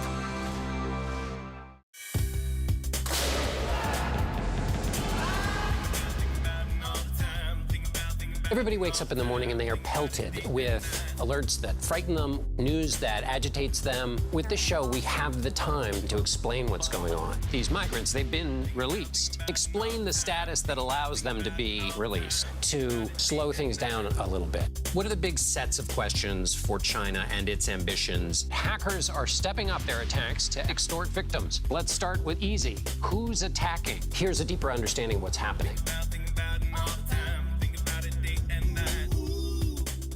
Prime Time with John Dickerson. Stream on the free CBS News app. When you wake up in the morning, we want to be your go-to team. On our places, bright, shiny faces. I don't go to work in the morning. I go for coffee with my two good friends, and we talk about the world. Your morning routine just got better. CBS Mornings. I'm 48 Hours Erin Moriarty. Join me on a true crime journey to justice on my original podcast, My Life of Crime. Sunday morning, a St. Patrick's Day visit to Ireland, plus Jeopardy's Ken Jennings, and the Trolls are coming. Listen for the trumpet. Fly me to the moon, let me play among the stars, let And we are following the moon's progress. That is Torreon, Mexico, where the rendezvous is nearly complete as the moon's shadow rushes its way toward the U.S. border. Speaking of that, Americans here, nearly 4 million of them, are going to be traveling to places inside the path of totality, hoping to get a perfect glimpse of what's above. The small city of Kerrville, near San Antonio in Texas, has been planning for this moment for years, and many of its visitors, thousands of them, have come from a very long way. But I don't know if the weather is cooperating. Let's check in with CBS Janet Shamlian. She's in Kerrville for us. Janet, what's the latest? Tony, you ready for the headline from Texas? We've got some sun. We have got some sun. There's clouds, but it's broken clouds. And from time to time, you hear the crowd erupt. The triplets like the Isaacsons from Los Angeles, they're watching the eclipse. We've got the Gerards from Arizona. Say hi, guys. This park is filled with people, families from all over the world, and they are getting little glimpses of what we all came here for. It's very exciting. We thought it was going to be completely cloudy, but the clouds are breaking, and we feel good about this. Guys? Oh, Janet, you know that's my neck of the woods, Kerrville, right by San Antonio, where I know grew up. It is. I do, and maybe this is your influence, Nora, but it's been really exciting to hear the people cheering, and then it gets cloudy again, and then the cheers. It's going to be amazing. Janet, that is such good news, because as Kerrville, you should go there, I think, Nora, because it's got the longest totality in the U.S., right? Janet, it's something like 4 minutes and 20 seconds? Yeah. That's right. You nailed it, Tony. Yeah, 4 minutes and 24 seconds. So we'll have a lot of totality for you coming up.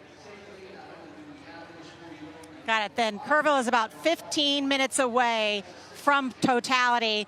The one that we're seeing, we're very close now, that's Torreon, Mexico. So to talk about that, we're joined by one of the country's best-known science educators, Bill Nye, the science guy, and he is along the path of totality in Fredericksburg, Texas. And he's going to share his tips for having the best experience while watching the eclipse. Bill, so good to talk to you. How do you experience the eclipse? What's the best way to do it? Well, for me, it's having a pair of eclipse glasses, and as the clouds clear every now and then, we look at it, and it's amazing. Like there, we can see it again. Oh, it's just fantastic. It just doesn't happen every day, everybody. It's because our sun is 400 times farther from us than our Earth, and when they come across each other, they block it out completely, and that's what makes this eclipse so unusual. It comes right through North America, where millions and millions of us can share the experience. It's fantastic, and what I'm very gratified to see is so many people watching it together. Here in Fredericksburg, we have almost 1,000 people with the Planetary Society who've come here to share the experience, and it really is something. And I got to say, objectively, having the clouds come and go is just adding to the drama. But everybody has got the glasses, everybody is watching the sky. You know, this is syzygy, where the three celestial objects are in a straight line: the sun, Earth's moon, and Earth. It's beautiful. It really is. It's a You're beautiful listening to thing, Bill. something You've been over there. watching Yeah, these for good. years. Oh, yeah, we got a lot of noise here. It's a concert atmosphere. It's like it's all good. Lollapalooza No, meets a celebrate. $1 billion lottery day. Yeah, we're having a blast. But speaking of celebrating, you've got some great advice for people in that moment of totality, what to pay attention to, what to put away, and how to really soak it in. Could you run through those tips? Well said, Tony. So everybody's got an electric phone. Everybody's got a phone. They want to take pictures. Worthy as that may be, those crazy kids at NASA, many professional and amateur astronomers will be taking pictures. I just encourage everyone to be in the moment. Just take the time to be present, to remember what it felt like, to really experience this remarkable moment when the sun goes completely away and we have nighttime in the middle of the day. And the other extraordinary aspect of this, I remind everybody, is the precision, where astronomers are able to predict this event within less than 100th of a second. And if you were a tarot card reader or a psychic and you could do that, you'd really be something, but they can't. Astronomers can, and this is a wonderful thing. You know, I took one class from this famous guy, Carl Sagan, and now I'm the head of the Planetary Society, and we have planetarians out here for the shared experience. Back to you. It's a beautiful thing, Bill. I think there'll be a lot of more planetarians minted today because this is a wonder in the sky, and I don't want to miss an opportunity to point out that Torreon, Mexico, right now as we speak, is experiencing totality. I've got Bill Harwood and Dr. Lucien Walkowicz with me. Lucien, you were pointing out some of this fire on the edges of the eclipse. Talk to me about what you're seeing. Yeah, I want to draw people's attention particularly to this little, what's called a prominence that's sticking out at the lower right. That's actually a huge arc of the sun's magnetic field that has glowing plasma trapped within it. And if you want a sense of scale, the footprint of that on the sun is about the size of our Earth. So it gives you a real sense of the absolutely giant scales that we're dealing with here in astronomy. Because to remind people, the sun is 400 times the size of Earth. Yes, exactly. And it's, it's an amazing thing that we live in a time in which the moon can completely block the sun from our point of view, and we have the privilege of witnessing a total eclipse. Yeah. I was just going to say, looking at the corona right here, you just think about the sun. Every second while we're talking, the sun is converting about 600 million tons of hydrogen into helium every second. And 4 million tons of that's being converted directly into energy as a byproduct of the fusion reaction. That's why it's sunshine and why we feel good, why we have life on Earth. You can't look at that and not be amazed. And why it's so mind-blowing when it goes away. You know, Lucien, you're an educator in addition to being an astronomer, and I'm curious, I think a lot of parents are going to be buying telescopes for Christmas this year because of what we're seeing today. What does a day like this mean for the next generation of astronomers? You know, I think the ability to witness something like this that's not only a shared celestial event, but a shared social event, as you pointed out, is really powerful. You know, human beings have come together throughout history to appreciate the night sky together, and this is a rare event where we could appreciate the daytime sky together as well. Yeah. We're about 40 minutes away from totality, the eclipse here in Indianapolis. What kinds of things will we notice change? I've heard about the wind may shift. It may get a little bit cooler. What are some of the signs that we'll start to pick up shortly? One of the things I was struck by the first eclipse I saw was the moon's shadow. You can see it racing toward you on the horizon. The sky gets darker in that area until it finally overtakes you, and the temperature drops, like Lucien was saying. You can hear animals and all of that, but to me it was the shadow getting here and in the process of it. Yeah. That shadow is rushing our way at more than 1,500 miles an hour. We're going to keep tracking it. But as we get excited and people in that path of totality get excited, we have a little note here about safety. It is a major concern, in fact, no joke here, when you're viewing an eclipse. The only safe way to look at an uneclipsed or partially eclipsed, just naked sun, is by using glasses that are certified solar filter glasses or a handheld solar viewer. Those are the two ways you can do it. You can safely take off that protective eyewear only, and I stress only, during that limited 3 or 4 minutes of totality. So as soon as the sun begins to reappear, that means you got to put the eyewear back on if you want to keep looking at that ginger cookie in the sky. Sunglasses, binoculars, a camera, telescopes, none of that provides protection. Someone way smarter than me told me that these eclipse glasses are like 1,000 pairs of sunglasses all locked together as one. So when we return, celebrating love to the moon and back, more shots of the beauty above.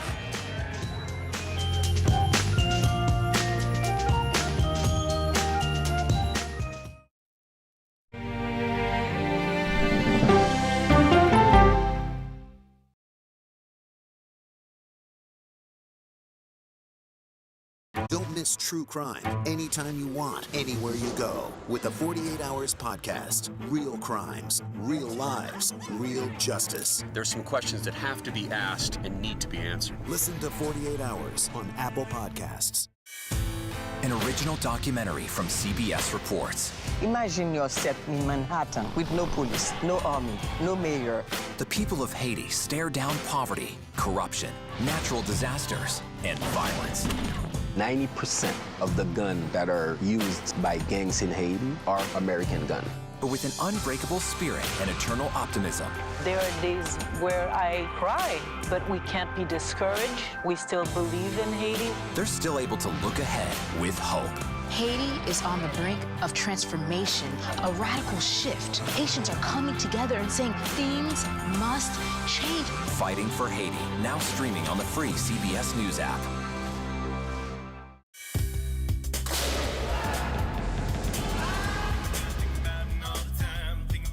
Everybody wakes up in the morning and they are pelted with alerts that frighten them, news that agitates them. With this show, we have the time to explain what's going on. These migrants, they've been released. Explain the status that allows them to be released, to slow things down a little bit. What are the big sets of questions for China and its ambitions? Hackers are stepping up their attacks to extort victims. Let's start with easy. Who's attacking? Here's a deeper understanding of what's happening.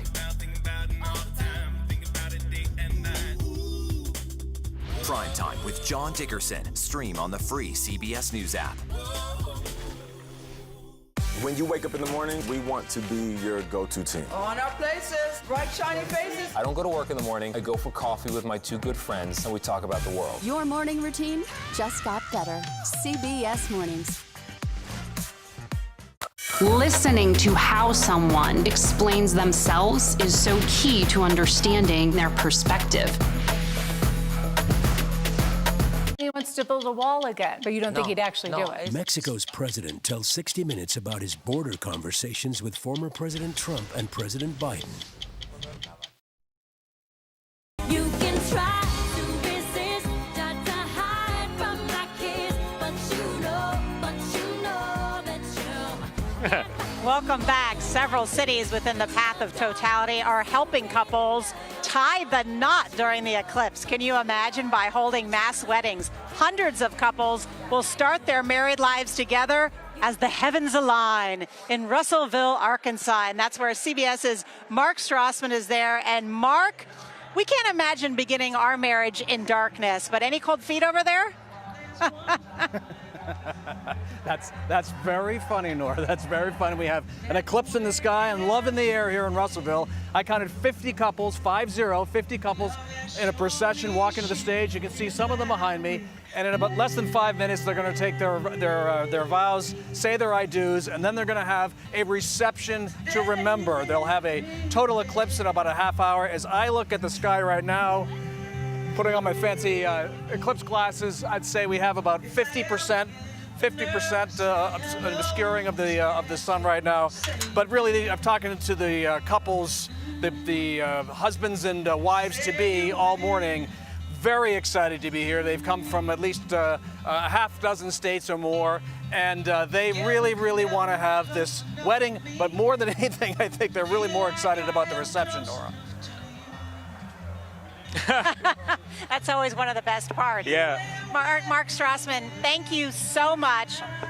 I was going to say, someone once explained to me actually why they like the path of totality for weddings, and I think it's quite romantic. You enter as two people totality happens and you emerge when the sun does as one. Oh, that's kind of a gorgeous way to look at it. And I think Mark's right about the reception. If people aren't careful, the path of totality might become the moment of conception soon after. So let's be careful. Let's be careful. Just take the glasses off. Yeah, just... All right. Well, still ahead, we should know we are just minutes away from totality over Texas. That's next.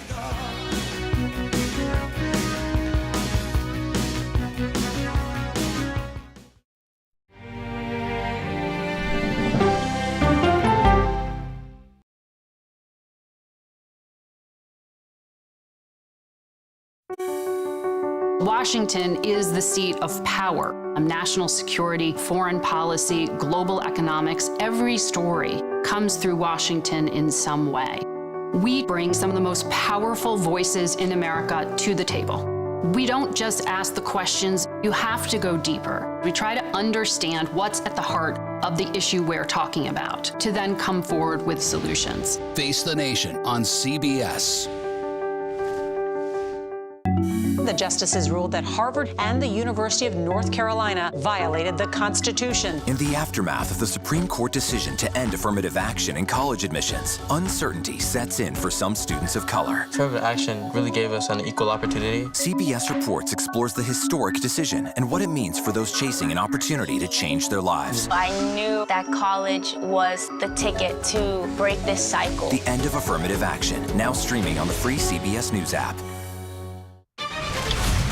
Okay, let's go. You guys good? Hey. All right, we good? Keep going. The clock, it's ticking. Off we go. 60 minutes. 60 minutes. 60 minutes. It's time for 60 Minutes, Sundays on CBS.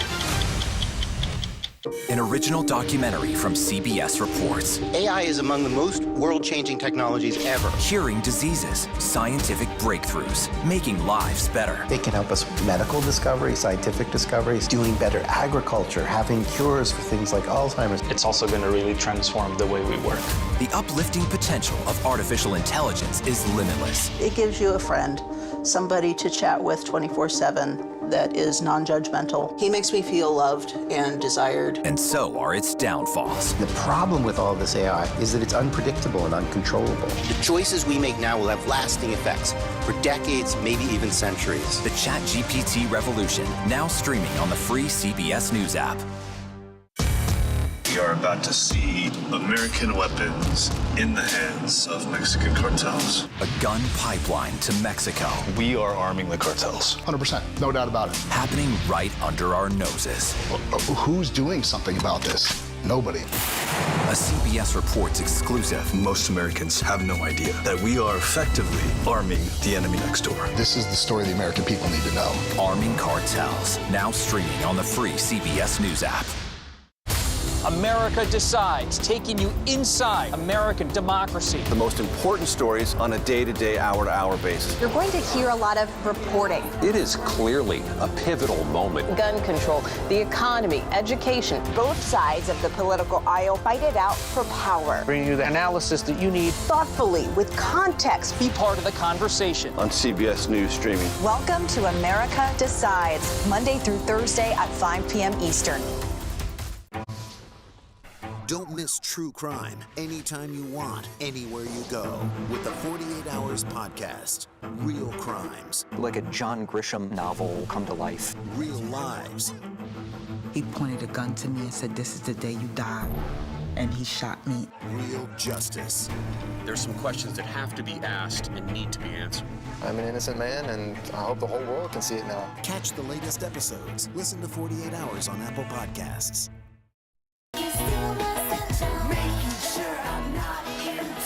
And the great North American solar eclipse is now on the U.S. side of the border. Deep in the heart of Texas, they are experiencing totality. So let us go now down south to Janet Shamlian, who's in Kerrville, Texas. Janet, what's the cloud situation? What's the mood? We can see it! We can see it! Take your glasses off! Oh my goodness! The clouds parted! The clouds parted! Look at that! I'm with Mayor Judy Eichner from Kerrville. What do you think? Awesome! Just awesome! We can see the corona really well. It's cloudy, but the clouds have broken around it. enough that people got their cameras out. Dark. It's and like night. And the birds. Yes. The birds are flying around. Oh, you can crazy. Look at that. Look at everybody here. Look at this. This is the moment of totality. These are people from all over the world here in Kerrville, Texas. Look at them enjoying the moment. What do you think, sir? What do you think? Great. Yep, we've got broken clouds, guys, but yeah, you can definitely see that corona around it. And the temperature has dropped here. I don't know, I just changed into short sleeves and no, sleeveless, and I feel like I need to put a sweater on right now. This is so rewarding for myself and everyone here who has come from all over the world. Talk to people from Switzerland, from France, in the US, from Salt Lake City, from Los Angeles. Seattle, thank you, Seattle. You can see them now, everybody's sort of enjoying the moment. And we have, here in Texas, one of the longest times of totality, right? 4 minutes and 25 seconds. I think only bit longer than that was 4 minutes and 28 seconds in Mexico. Excuse me? What do you think? Wow. It's wonderful. Yes, right? This is such a treat because Janet, we have you were ever not seen one expecting before? It. It's almost better. No, I've never seen one. And Nora, because we were expecting total clouds, it's almost, it's like a triple treat, right? Because we're not expecting to see anything, and it's great, right? So it's a moment, definitely, Nora. It's a moment. And we're still in that totality. Dwayne, you want to walk around a little bit? Well, no, it's a very long totality. I was thinking it's long enough for people elsewhere to put on the Bonnie Tyler song "Total Eclipse of the Heart" and play it from beginning to end. I mean, it's a real experience. Look at these folks. Oh, wow. Absolutely, these are triplets. Mind if we join you? Triplets from, yeah, we would love to have you guys here. It is just a very rewarding moment for Texas, and I hope my fellow Texans in other cities are seeing this as well. Oh. Baby's first eclipse there. This is not normal, young man. Absolutely. We got Houston represented there. Lawn chairs and food and darkness. How and dark? How dark is it really, Janet? It's nighttime. It's Janet, like talk to us about how dark it really is, because it looks it. It's like it is at 10 o'clock at night here in Texas. We've been here a week in Kerrville, and this is nighttime. This is full darkness, and look at everybody, just the awe, just enjoying this moment. And it's a lot cooler as well, but so happy for us here, and it's just been great. You know, Janet, we've got a clock here. You've got 20 more seconds of totality until it ends. Just a short few seconds left to this for many people will be a once in a lifetime experience. I'm gonna shut up for the last 5 and let them enjoy it. It wasn't totally cloudless, but it was mostly cloudless. I'll take that as a win. Let's see if it we can already see it brightening. Look at that. Yeah. Yes. It is just incredible to see. It's getting lighter. Look at the crowd. Listen to the crowd. They're cheering. It is remarkable how quickly it is getting light. What's happening? This is crazy. I love it. So gorgeous. Janet, stay there. We want to keep the picture up so we can see you, but I want to bring back in Lucian and Bill, because what's this 360-degree sunrise that people talk about? Is there a time when it's, what is that like, or what's happening? It's just that when you see that, the cone of the shadow hitting the earth, the 100-mile-wide thing moving, around the periphery of that, it's not totally dark. So it's like everywhere you look, it kind of looks the same, whereas in the morning, it's bright here, dark there. With this, it's like all the way around. So it's really cool to see. So cool. Janet, I'm so happy for you. I'm so pleased that Kerrville got a glimpse of the sun and the moon doing their thing. When we come back, watch out, Dallas. The moon shadow is coming for you next. Stay with us.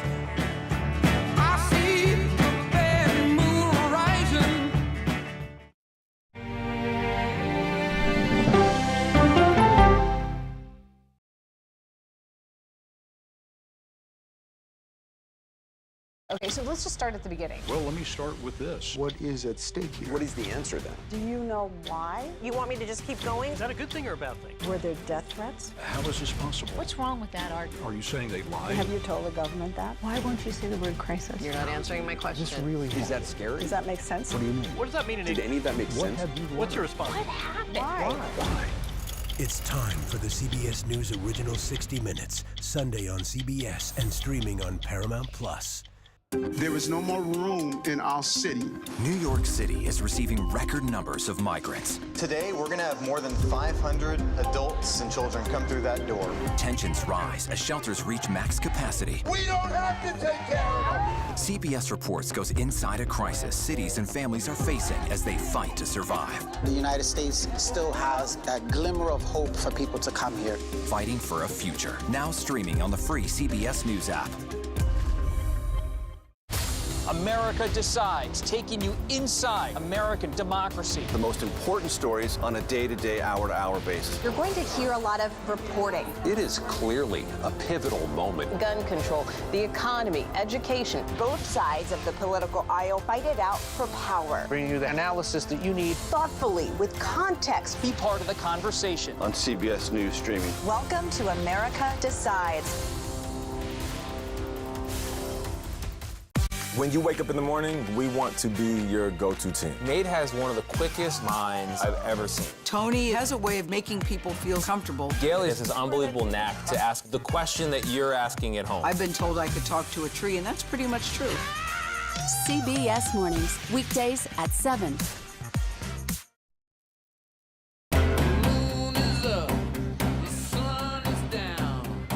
We are back. The sun and the moon are still doing their thing. And as we promised, Dallas, Texas, next up on the punch list to get that moon shadow. And Omar Villafranca is there. He's experiencing what I am told. Is it full yet, Omar? What do you see? We are 30 seconds away from totality, Tony. I'm looking at it right now. And let me tell you, time to take the glasses off.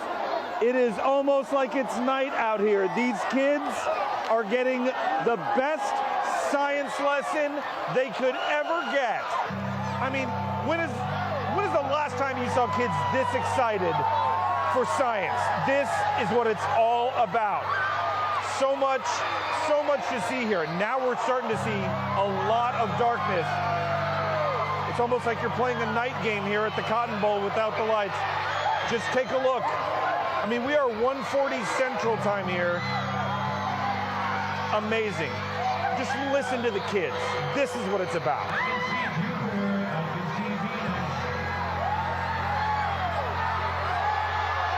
And we just saw a lucky airplane fly over, so I'm sure the folks on that plane have a fantastic view if they're on the proper side of the airplane. I mean, Tony, everything that we built up that it would look like, it looks like. It is fantastic. Omar, is this your first one? Well, no, I saw one last year in San Antonio, but it was not like this. I mean, we're getting a shot right now that I hope you can see. I mean, put that in a science book, but these kids got to see it firsthand. The clouds parted. Let me tell you, credit to all the meteorologists who warned us. But man, Mother Nature is playing along right now. Absolutely amazing. The kids, not a lot of cell phones out here.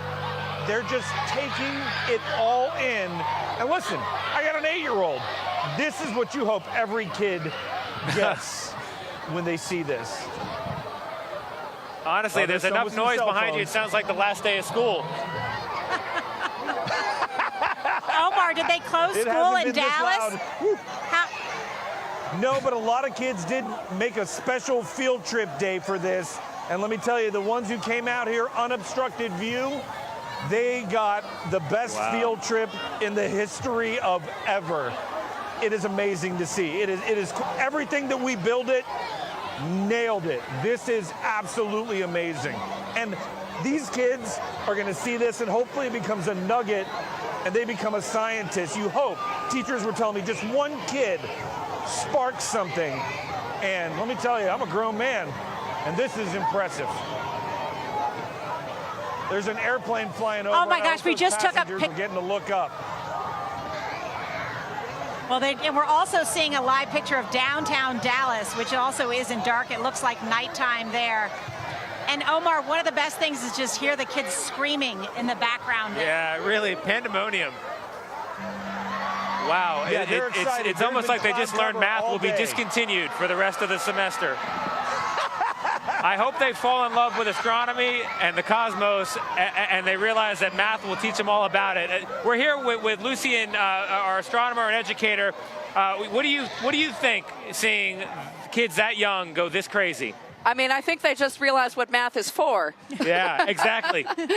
Yeah, I think something that's really amazing about this is that science, people have this picture of like a mad scientist alone doing their craft, but it's really a collaborative event. And so that's something that everybody's enjoying together, and they should learn that about science too. And one of the best parts of science is discovery. Oh, absolutely. And then seeing it for yourself. Yeah. Bill, I see you taking a long, hard look at the totality on the right-hand side of people's screen, and the performance again there of the flares and the explosions on the surface of the sun. It's just, I always joke in television we use words like incredible and amazing all the time when we shouldn't. This really is incredible. It really is amazing.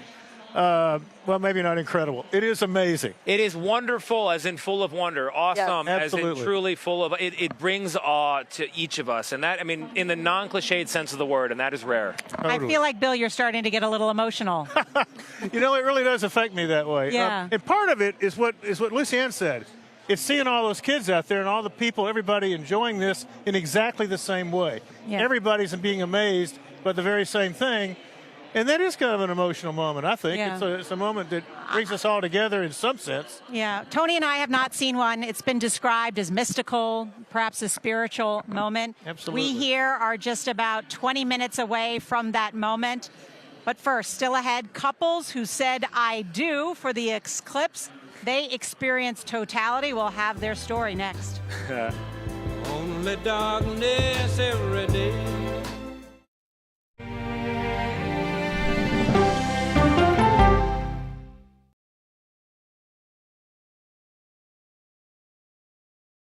Okay, so let's just start at the beginning. Well, let me start with this. What is at stake here? What is the answer then? Do you know why? You want me to just keep going? Is that a good thing or a bad thing? Were there death threats? How is this possible? What's wrong with that argument? Are you saying they lied? Have you told the government that? Why won't you say the word crisis? You're not answering my question. This really Is that scary? Does that make sense? What do you mean? What does that mean in Did any of that make What sense? have you learned? What's your response? What happened? Why? It's time for the CBS News Original 60 Minutes, Sunday on CBS and streaming on Paramount Plus. There is no more room in our city. New York City is receiving record numbers of migrants. Today, we're going to have more than 500 adults and children come through that door. Tensions rise as shelters reach max capacity. We don't have to take care of them. CBS Reports goes inside a crisis cities and families are facing as they fight to survive. The United States still has that glimmer of hope for people to come here. Fighting for a future. Now streaming on the free CBS News app. Face the Nation, the way to learn is to listen. We may have a recession. Listening to how someone explains themselves is so key to understanding their perspective. An original documentary from CBS Reports. Since you started La Soup in 2014, do you have any sense as to how much food you've rescued from the landfill? We've rescued 4.5 million pounds. I can't even fathom how much food that is. And that's one little person in one little city in America. We're going to call this chicken piccata. We did 450 of these meals today. This is the exact dish Yep, you and I are going to just- have. Yep. Oh my God. Is it good? Mm-hmm. Having a plan of how to keep people fed should be in every single city. If we eliminated food waste, could we eliminate hunger? Yes. Eating Trash, now streaming on the free CBS News app. America Decides, taking you inside American democracy. The most important stories on a day-to-day, hour-to-hour basis. You're going to hear a lot of reporting. It is clearly a pivotal moment. Gun control, the economy, education. Both sides of the political aisle fight it out for power. Bringing you the analysis that you need. Thoughtfully, with context. Be part of the conversation. On CBS News Streaming. Welcome to America Decides. This is CBS.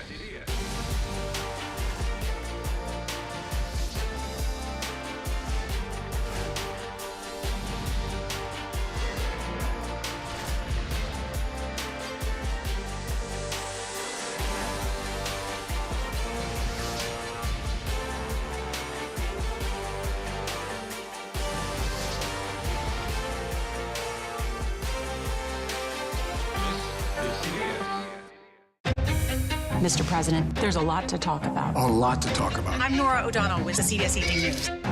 Where are these coming from? These are illegal, correct? China invades Taiwan. What will the U.S. Navy do? They are just miles from Gaza. This is the moment of impact, recorded on this clock. We're on a Navy MH-60 helicopter right over the Red Sea. Just incredible to see there's an active search and rescue operation going on 12 hours after this accident. Oh my God. How do you define happiness? I call it happiness. Are you out there? Welcome to my studio. It's a wonderful place to paint. I made it to the top. They just told us we had to go. This Humvee just pulled up and said, it's time to leave. The CBS Evening News with Nora O'Donnell on CBS and streaming on Paramount Plus. Well, it's a marvelous night for a moon dance with the stars up above in your eyes. Welcome back to the total eclipse of the heartland. Let's go now to Russellville, Arkansas, where hundreds of couples were just married in a mass wedding, and now they are starting their married lives together under a full eclipse. CBS's Mark Strassman is there. And Mark, can we put it on camera? We can put it on camera. We can put it on camera, Nora. You might say it's a marvelous day for a moon dance, especially if you've just been married, a first dance. And one of those couples, one of the 50 couples who just got married, were Hagen and Elena Patterson. What was it like to get married and have the stars celebrating? I mean, this is really, really cool. It's a once-in-a-lifetime thing, I think. Yeah, it just lined up so perfectly. I'm so glad that we could come do this. Let me ask you a favor. Why don't you put on your glasses and tell me what's going through your mind as we're sort of nearing a total eclipse? I mean, it's really cool. I can't wait to just experience the whole thing. Again? Yeah, it's so beautiful because like you can still see the ring of light around the moon. Yeah. Was it what you expected? No, not at all. I remember seeing a partial eclipse in like 2017, 2016, but this is completely different. It's a whole nother event. Yeah. It really is sort of almost a spiritual moment, isn't it? Right. And then everybody here, it feels like the strangers are our friends, and it's really cool. Yeah. It's just cool. I remember watching an eclipse in 2017, and one of the things I remember, and I'm seeing this here now, is that nobody's looking down at their phones. Everyone's looking up, up at the sky. It's really uniting. Yeah, because no one wants to miss it. I mean, the next one coming to the United States is 2045, right? So it's just like such a cool, unique event to be able to witness in real life. Big honeymoon plans? Eventually. How can you top this? I know, right? It'll be fun. Yeah. What was the wedding itself like? So I thought it was really well done. The officiant did an amazing job. He really was very poetic, and I was very happy with it all. Yeah, I really enjoyed it. It was such a unique event to be able to like just walk in with everyone else and there's just love in the air. Yeah. Love in the air. Yeah. What was it like to get married with 49 other couples? I mean, it took the attention off of us a little bit, so that was helpful, but it was cool. It was cool. Yeah. Because you told me, I think, initially you thought about a small wedding, and this was anything but. Right. Well, I mean, I really wanted to do something that's special, and this is definitely a story we're going to be able to tell for years and years. So. And what do you think was more memorable, the wedding or this kind of reception? I would say they're tied. Yeah. Definitely. Nora, Tony, you can tell this is a special day for 50 couples, and I'm talking to one of them right here. Yeah, we love love. I got two comments hearing them talk. I think, one, they've got no excuse, neither one of them, for forgetting their anniversary. And two, I don't know what they're planning on ahead in their lives, but 2045, they need to be at that next major solar eclipse together again, celebrating the anniversary. Look how incredible the eclipse is there in Russellville. Luciana, what do you see there? Those bursts along the edge or along Corona? Yeah, those are called prominences, and they're these big loops of plasma that are dangling off of the sun, the outer layers of the sun, its magnetic field kind of twisting up like yarn almost, and holding that glowing star stuff in its grasp. And it's really incredible to be able to see this. It's completely rare. When you're a human being here on Earth, you feel puny, you feel vulnerable, you feel so small, but now I feel like this is a performance in the stars just for me, you know? I feel special almost. Can I just stop to say we are 12 minutes away from it here in Indianapolis. It's getting dark. Yep. It almost has a sepia tone. Is that the right way to describe it? Yes. Almost like it's like there's a haziness that's descending upon us. It was so hot before. So hot, and now there is a hard metallic quality. It's getting chillier. The wind is picking up, and the light is really changing. Do not adjust your television. The people behind us, it's been raucous all day, but now people are quieting down as the significance of the moment, the feeling of it, the experience kind of rushes in. I'm sort of starting to get that feeling. I mean, there's 50,000 people here. So many of them we're out at the Indianapolis Motor Speedway. Many of them have actually gone out onto the track to see them. That's something, isn't it? It is just something. Yeah. It is just something. Bill, you've got more rotations around the sun than any of us here, and I see you're getting a little misty-eyed already. This is a big deal. What does it put you in mind of? As much as anything, I'm always reminded of 2001: A Space Odyssey, Stanley Kubrick's movie.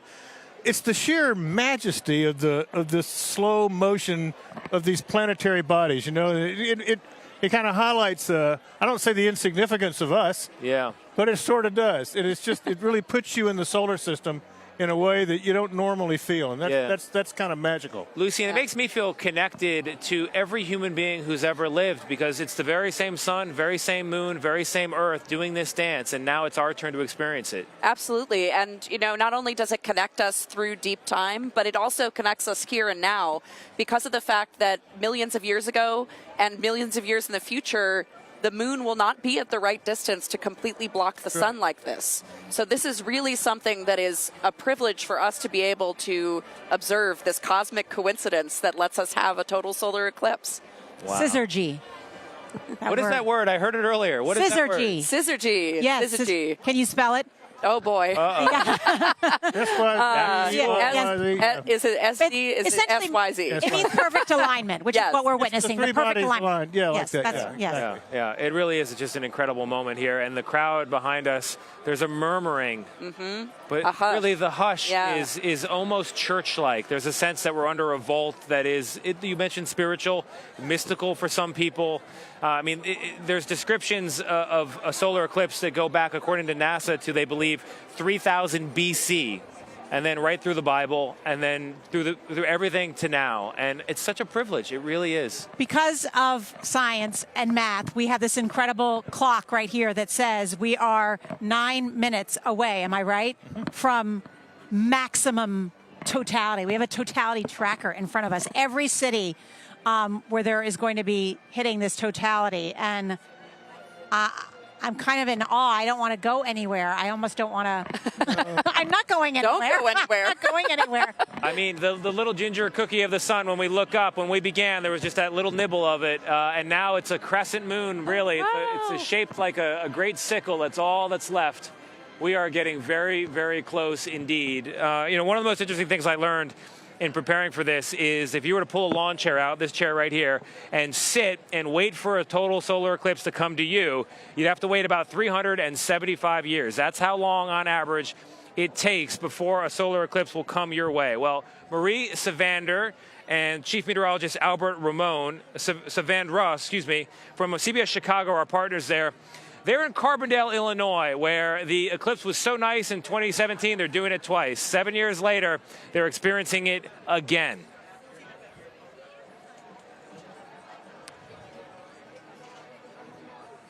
To take this in, gosh, this is cool. Look at this. I'm getting a little chills now. The sensation of seeing the light change this quickly here at the end is pretty incredible and dramatic. All right, as we get set for totality here in Carbondale, we're going to pause for a moment and bring in our CBS stations from across the country and nationwide.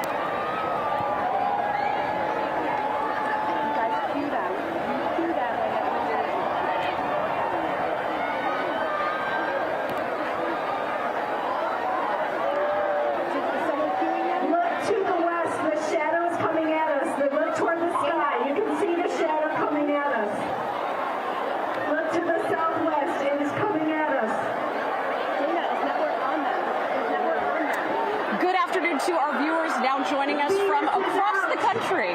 Totality. It's happening right now in Carbondale, Illinois, the intersection of the 2017 and 2024 eclipse.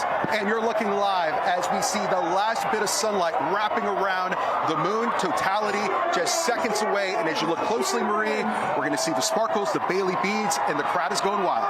Oh, and we are falling into darkness right now. What an incredible sensation. And you are hearing and seeing the crowd of 15,000 gathered here at Southern Illinois University. Oh, Albert. There it is, Bailey beads, and we're about to see the diamond ring effect and about to have the total solar eclipse here in Carbondale, Illinois, on campus of Southern Illinois University. We are at a point right now where we have our glasses off and we are looking up. This is incredible. You're seeing that beautiful corona of the sunlight, the moon in that perfect circle right in the middle.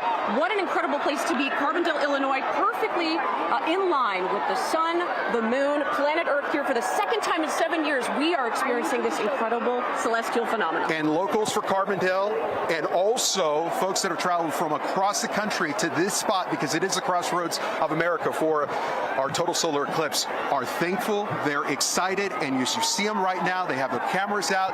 They're yelling. They were stomping their feet just a few minutes ago. I got to tell you, the vibe and the energy here is unlike anything I've ever experienced. Physically, I have to say our hearts have been racing. I know we're not the only ones. That includes everyone in the stands. Leading up to this moment, that darkness happened so quickly. We've had a pretty hot day. The winds came in. We had that cooling sensation.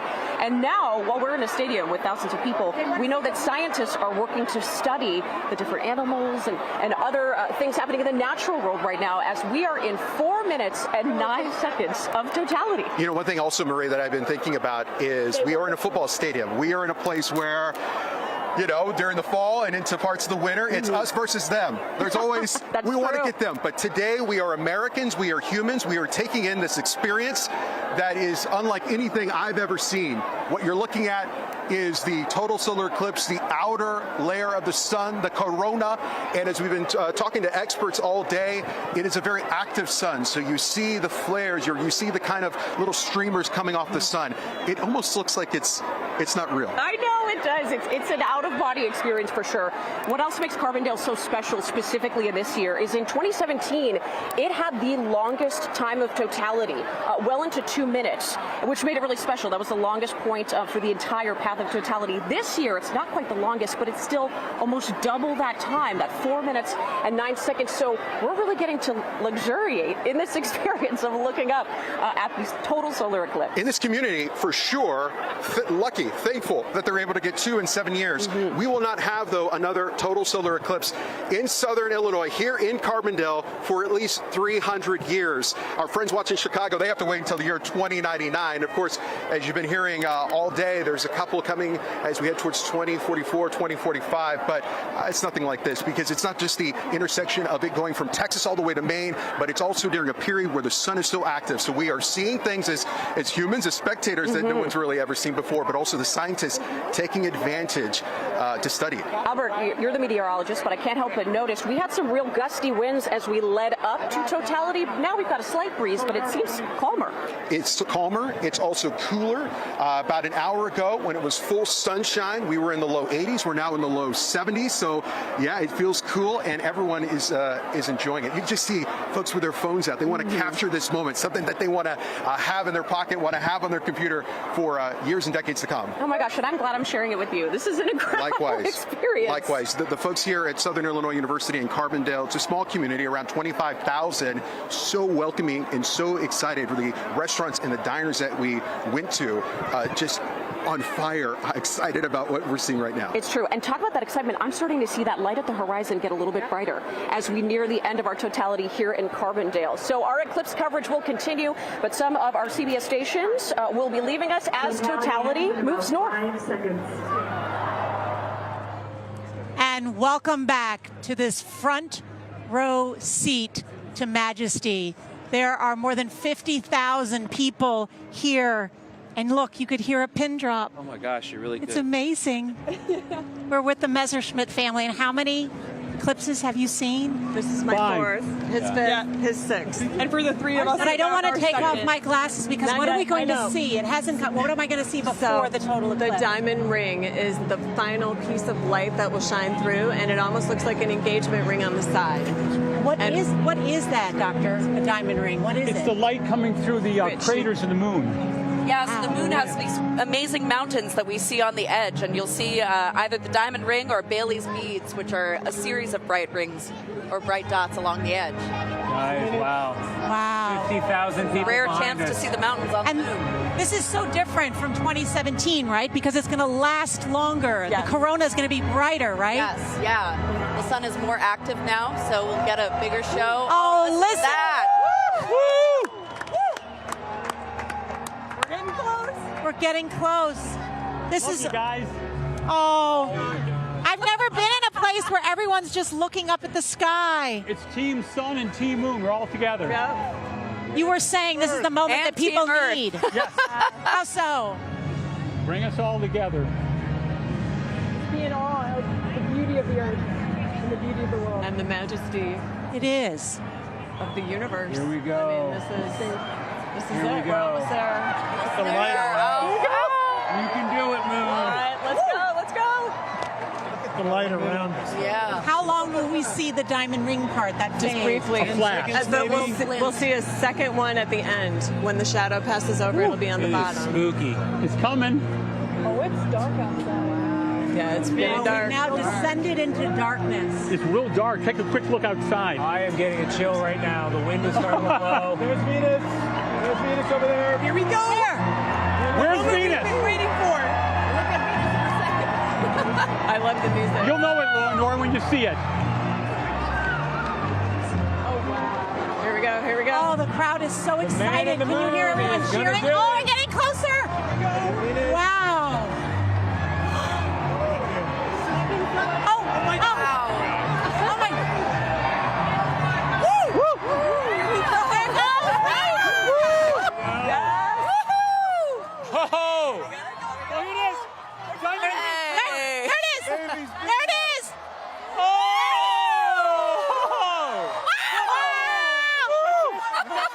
Oh my God. That's Venus. That's Venus. Oh my God. Oh my God. That's Jupiter up there. That's Jupiter. Yep, Jupiter. Right. Venus. Oh my God. Oh, it's perfect. Like the corona is so bright. It's so dark out, but the corona is Oh, so it's bright. absolutely perfect. Stunning. Stunning. Yeah. And those. Why is it that you can see all the planets better? Because it's dimmer. There's less light in the Lucianne, sky. you want the binoculars? No, I'm great. Thank you. Thank you so much. Yeah. This is so beautiful. That's Venus. Nora, look at the binoculars. You can see about 1 o'clock. Those are called So you can prominences. see little Bailey's beads around. Oh yes, we saw some of the prominences Yes. on some of the other eclipses. Yeah. Wow. Just look Wow. all the way around the horizon, too. Lucianne says those prominences are bigger than Earth. Yes. Yes. And the only time they're regular ones. Oh my goodness. Christine, look at the Also see binoculars. a little bit of color around the edge. It is so dark. That you see there is called the chromosphere, and it's Look a at part these of the kids. sun's outer layers that is actually pink. Look around. Wow. Oh, Oh, now it's almost radiating more. The light is coming off in a different kind of way. The TV doesn't do it justice. No, it does not. Can we see the comet? Is the comet visible or not? That's right. What's that comet called? She would be. What's that comet? It's 12 Thank you. Yes. Look at the prominence at 6 o'clock. So there's a comet that's up right now that's right around there somewhere, but it's still a little bit too bright for us to see it. I never see the Look at the planets during prominence the at day. 6 o'clock. So that's Venus. That's Venus to the right. And that's Jupiter. Oh my gosh. Whoa. 6 o'clock. Wow. prominence. Oh, Look really at that bright. It's almost performance. red bright. Yes. Yes. Yeah, that's really that color. Oh my God. You want to enjoy the binoculars? Spectacular. That's crazy. It's unbelievable. It's spectacular. How do you not get emotional? Oh boy. Oh my God, this is a once-in-a-lifetime experience. It's just stunning. In Spain. Yes, in Spain. See, now you know why people become eclipse chasers. Yes. Yes, we are with a family here that are eclipse chasers. For the So that's why they Messerschmitts. know so much. What number are we on now as a family? Number 7. Wow. All told, how many? Everybody's cheering. Look at the prominences. Is the sun Why, coming? why is that prominence so red like that? It almost looks like a red flashing light. It's a We're doing it again in form 2 of years. radiation from hydrogen that is in the red part of where your eyes are sensitive to. Oh my gosh. It's a specific energy of light that hydrogen emits. It's unbelievable. This is the longest 3 minutes and 50 seconds.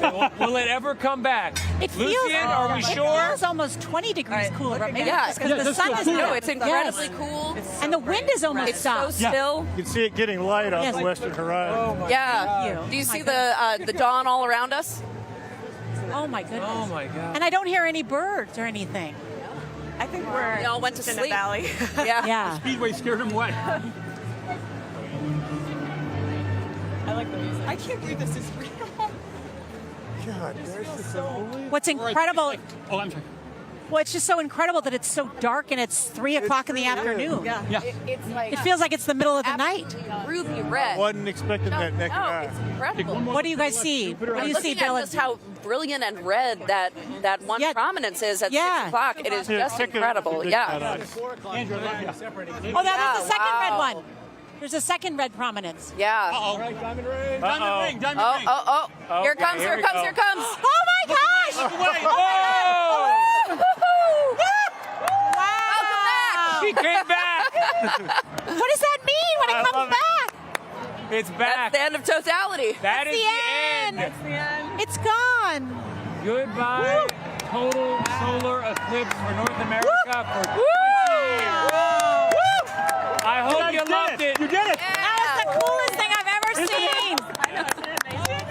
Wow. These people in Indianapolis have been waiting 800 years for that. But you'll still be on the air, though, right? Yes. Yes. I got. Oh boy. And just think there are tens of millions of more Americans who get to experience Look at this. those jets. All the way up to Maine. I am Yeah. so happy they got Having to be fun. in Texas. Yes. Yes, because I we was were so worried about sad the for weather. them. I'm so happy. This is Kids, just, how you feeling back there? Oh yeah, Cool. this is unbelievable. I mean, what an amazing sight we got to witness, and we're so grateful to be here with you guys and share Yeah. this so much together. how does it? You've seen how many? I just hit 7. That was my 7. And how does it compare? Each one is different. I mean, the prominences here are a little more symmetrical. Sometimes they look like almost a spiky punk rock kind of thing. The prominences I thought were pretty spectacular. There was that really, crimson. one at 6 o'clock. Crimson one Yeah. at 6. There was one at 4 o'clock that sort of kept expanding during the whole totality. There was Venus we could see over there. Jupiter was there. We looked for the comet, but we didn't see anything. But that was the show. That was And now the wind has come back. Yeah. You feel that? Yeah. Now the air is moving. Probably gonna get warmer soon. Incredible. What's the science behind that? I think it's just the shift in temperatures, like you take away the temperature, Amazing. cools If you look down, one moves more the time, air. It's still just a little slit, but see how bright it is, even with just a little slit. Just this tiny little bit of the sun. Like a little crescent there, yes. It's just the power of how powerful our sun is. Tony, what did you think? For you and me, it's our first time. Gosh, I don't know. I think it's going to take me another 20 years till the next one to process all of this. It is really. You see why people chase them around the world, right? Honestly, Yes, I do. They've loosened up. The sun is the father of all things. All living things come from that heat, from that source, and just to see it blotted out Nice. Yeah. in daytime, and your mind has no frame of reference. I felt my heart beating faster. I felt my adrenaline kicking in. Yeah. I felt the hairs in the back of my neck standing up. I really had to and then I had to kind of gather myself and say, it's going to be okay. Truly a full sensory experience. Yeah. Right? It really is. How did it differ from what you thought it would be like? Oh, it was much more spectacular. Really? Yes, much more spectacular. And you're not easily amazed, are you? Well, I've seen a lot of things, but I've seen a lot of things, but I've not seen that. Yeah. You know, it's one of the rare things. It's like the ocean. It doesn't fit in the lens of a camera. Right. Yeah. You have to see it, and every time you see it, it's bigger and grander than it was the last time. It's more awesome than you can even remember, and I feel like for people who've seen it multiple times, that's the sensation. It's like, I knew it was going to be great, and it didn't disappoint. Yeah. well, thousands of people have converged on downtown Cleveland for the eclipse, and they are about to experience what we just experienced here, totality. And CBS's Dave Malkoff is there. Hi there, Dave. Dave, you're in for a treat. I know. Yeah, I can't imagine what you guys just went through. We are with Captain Steve Bowen. He has been to space 4 times, 3 times on the shuttle, 1 time on Dragon, and he is experiencing this.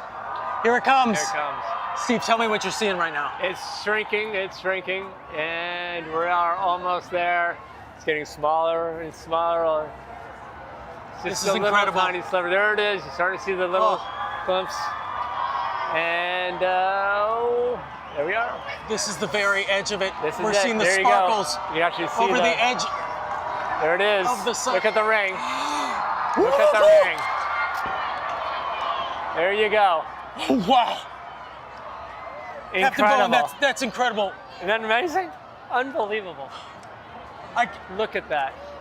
When you sit there in the cupola and you look down at Earth and you realize how fragile the whole place is, that is a moment that's it. You have that no one else gets to experience. We get to experience that now. That is amazing. It is absolutely unbelievable. There's nothing like it. It is. Look at this. Look at the darkness. Is this a This is bit incredible. of what you get in the cupola? Absolutely. This is just incredible. Look around. It is unbelievable. It's nighttime here. It is. Look at We're that. looking at the edge of the corona.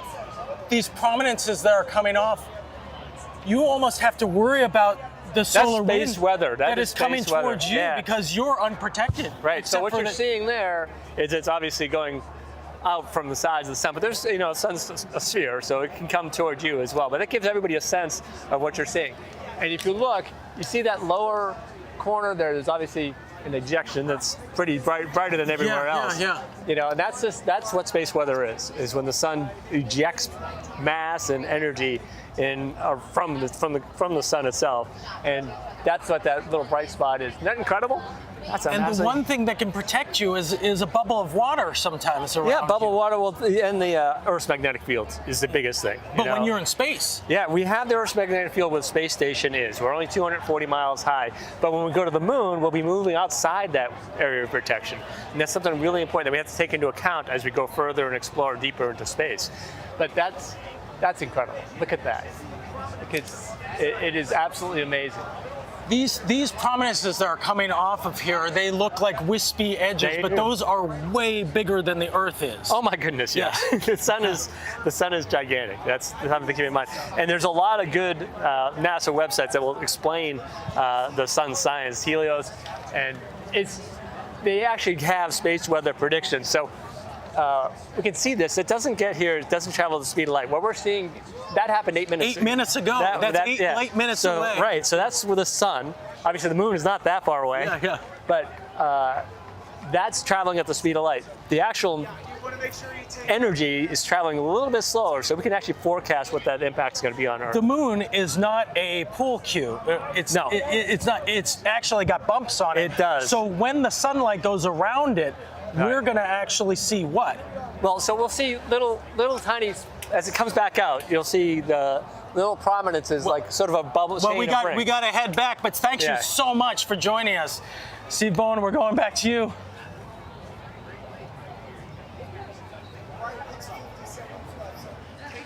Dave, I think Dave, thank you very much. I love that detail about the time it takes the light from the sun to reach our eyes and be processed into a vision, and what a vision it is.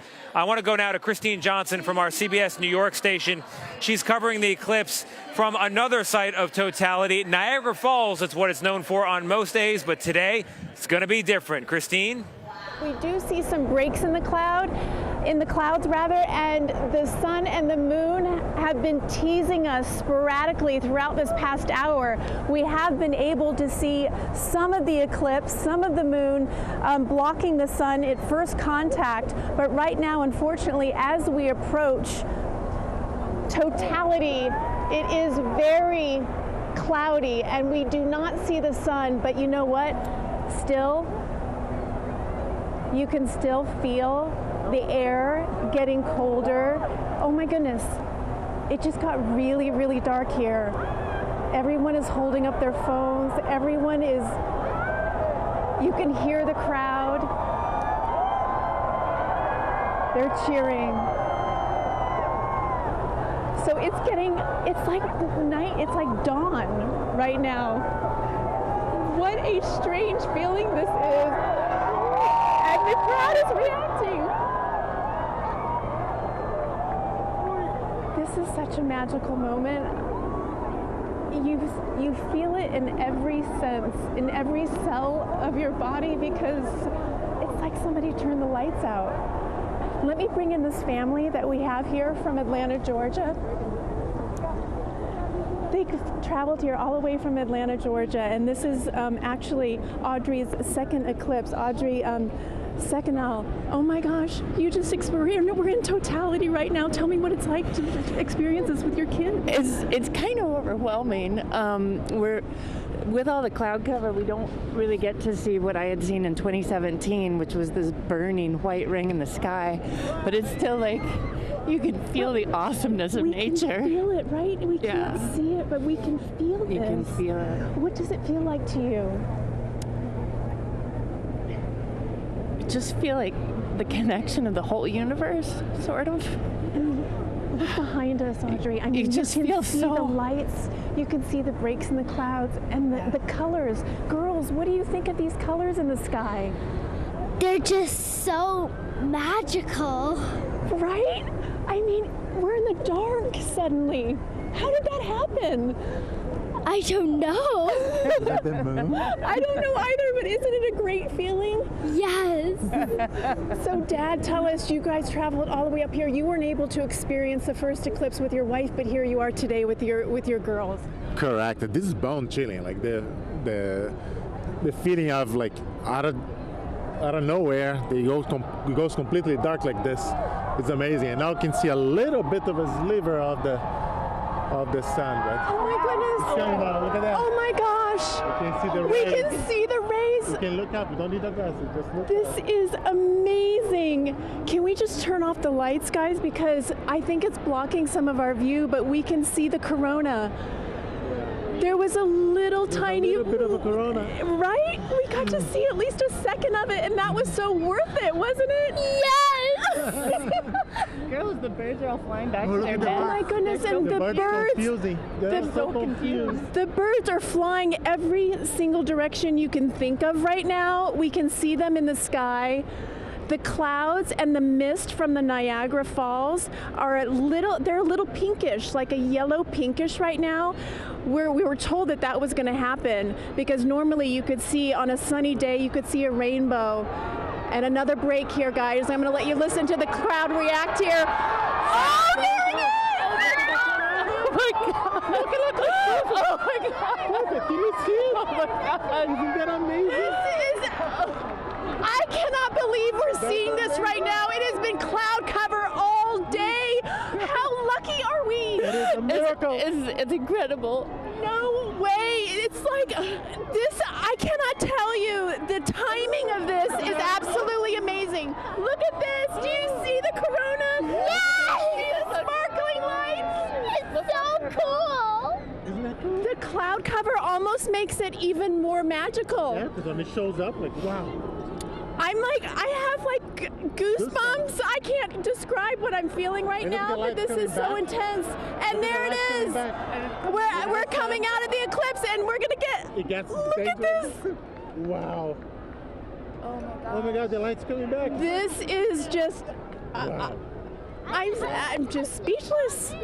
I'm absolutely speechless, and suddenly it's like somebody turned the lights back on. This is just amazing. How do you feel? All day, we were just hoping that we were going to be able to see at least a sliver of this, and I kid you not, the timing of this in Niagara Falls could not have been more perfect. We got to see totality on such a cloudy day. This is absolutely, absolutely amazing. It's very, very emotional, and I don't know why it's so emotional. Thank you for joining us.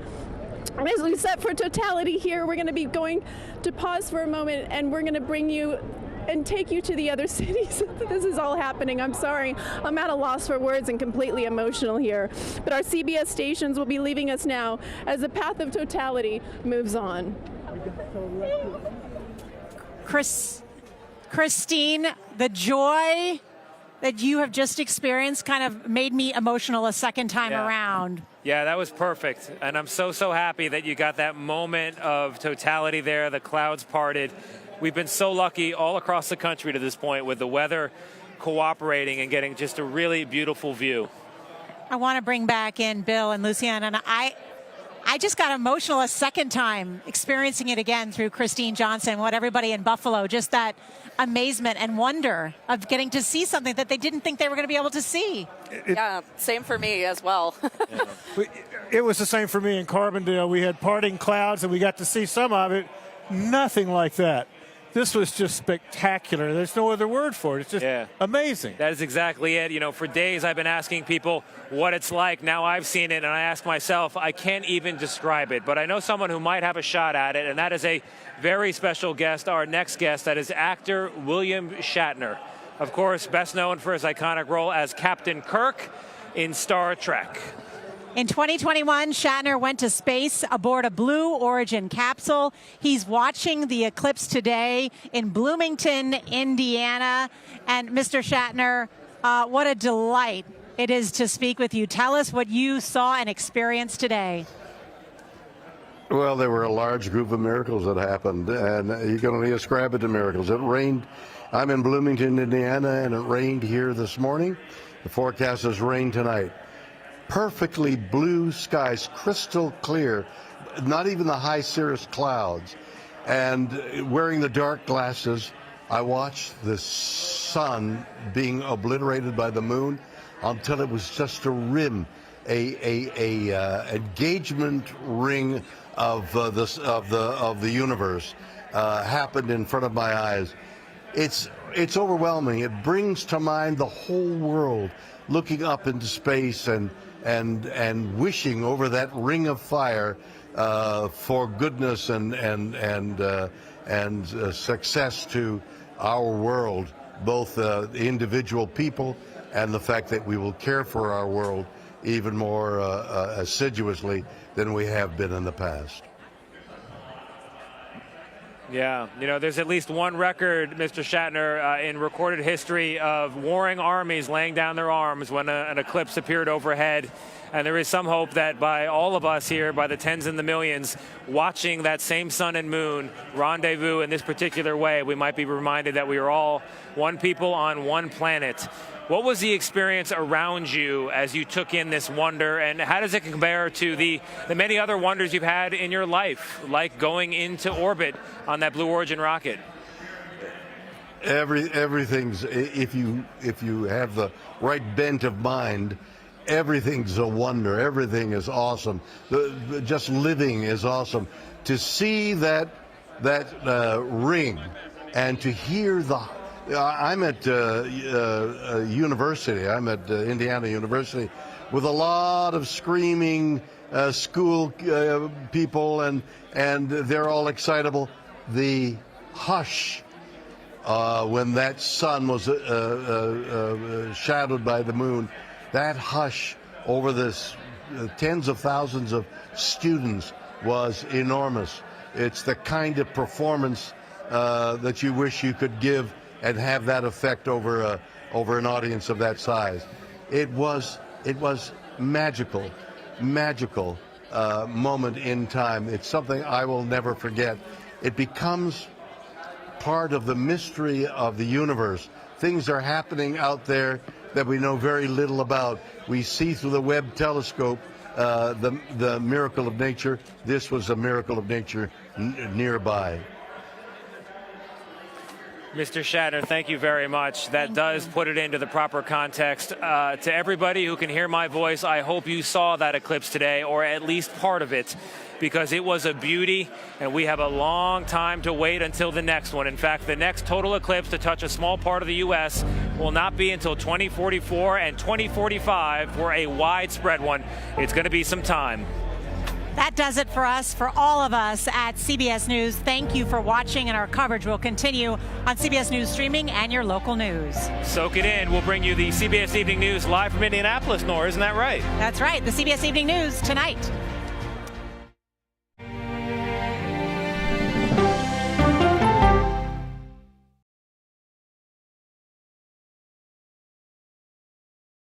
Okay, so let's just start at the beginning. Well, let me start with this. What is at stake here? What is the answer then? Do you know why? You want me to just keep going? Is that a good thing or a bad thing? Were there death threats? How is this possible? What's wrong with that argument? Are you saying they lied? Have you told the government that? Why won't you say the word crisis? You're not answering my question. This really is that scary? Does that make sense? What do you mean? What does that mean in Did any of that make sense?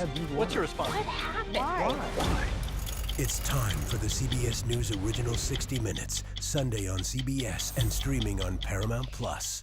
There is no more room in our city. New York City is receiving record numbers of migrants. Today, we're going to have more than 500 adults and children come through that door. Tensions rise as shelters reach max capacity. We don't have to take care of them. CBS Reports goes inside a crisis cities and families are facing as they fight to survive. The United States still has a glimmer of hope for people to come here. Fighting for a future. Now streaming on the free CBS News app. America Decides, taking you inside American democracy. The most important stories on a day-to-day, hour-to-hour basis. You're going to hear a lot of reporting. It is clearly a pivotal moment. Gun control, the economy, education. Both sides of the political aisle fight it out for power. Bringing you the analysis that you need. Thoughtfully, with context. Be part of the conversation. On CBS News Streaming. Welcome to America Decides.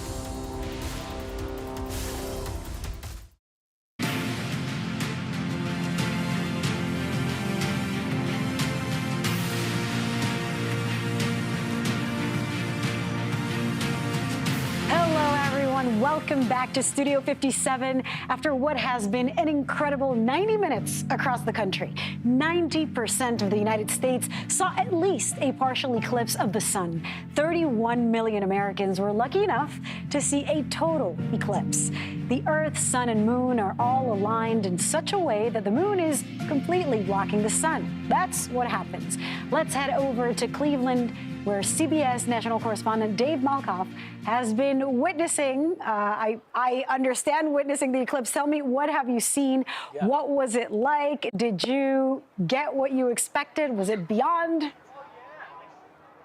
Lily, it took my breath away. I didn't expect it to be so emotional when I was standing here with Captain Steve Bowen, who's been to the International Space Station 4 times, 3 times on the shuttle, 1 time on the Crew Dragon. He went up there and built it, and he got to live there many, many times. And he was telling me that the overview effect that the astronauts get when they're looking at the curvature of the Earth from low Earth orbit up there, when you see Earth as it is without any borders or any people on it, and you just see how thin the atmosphere is that holds us all together. That's the overview effect that you get, and only astronauts get that from looking at the Earth. But when we are here underneath this eclipse, we get something like that. I asked him, is it like that? And he said, yes, we are actually being able to witness the universe as it is, the solar system as it is, and have that feeling of one Earth all together. And it really, really struck me in an emotional way.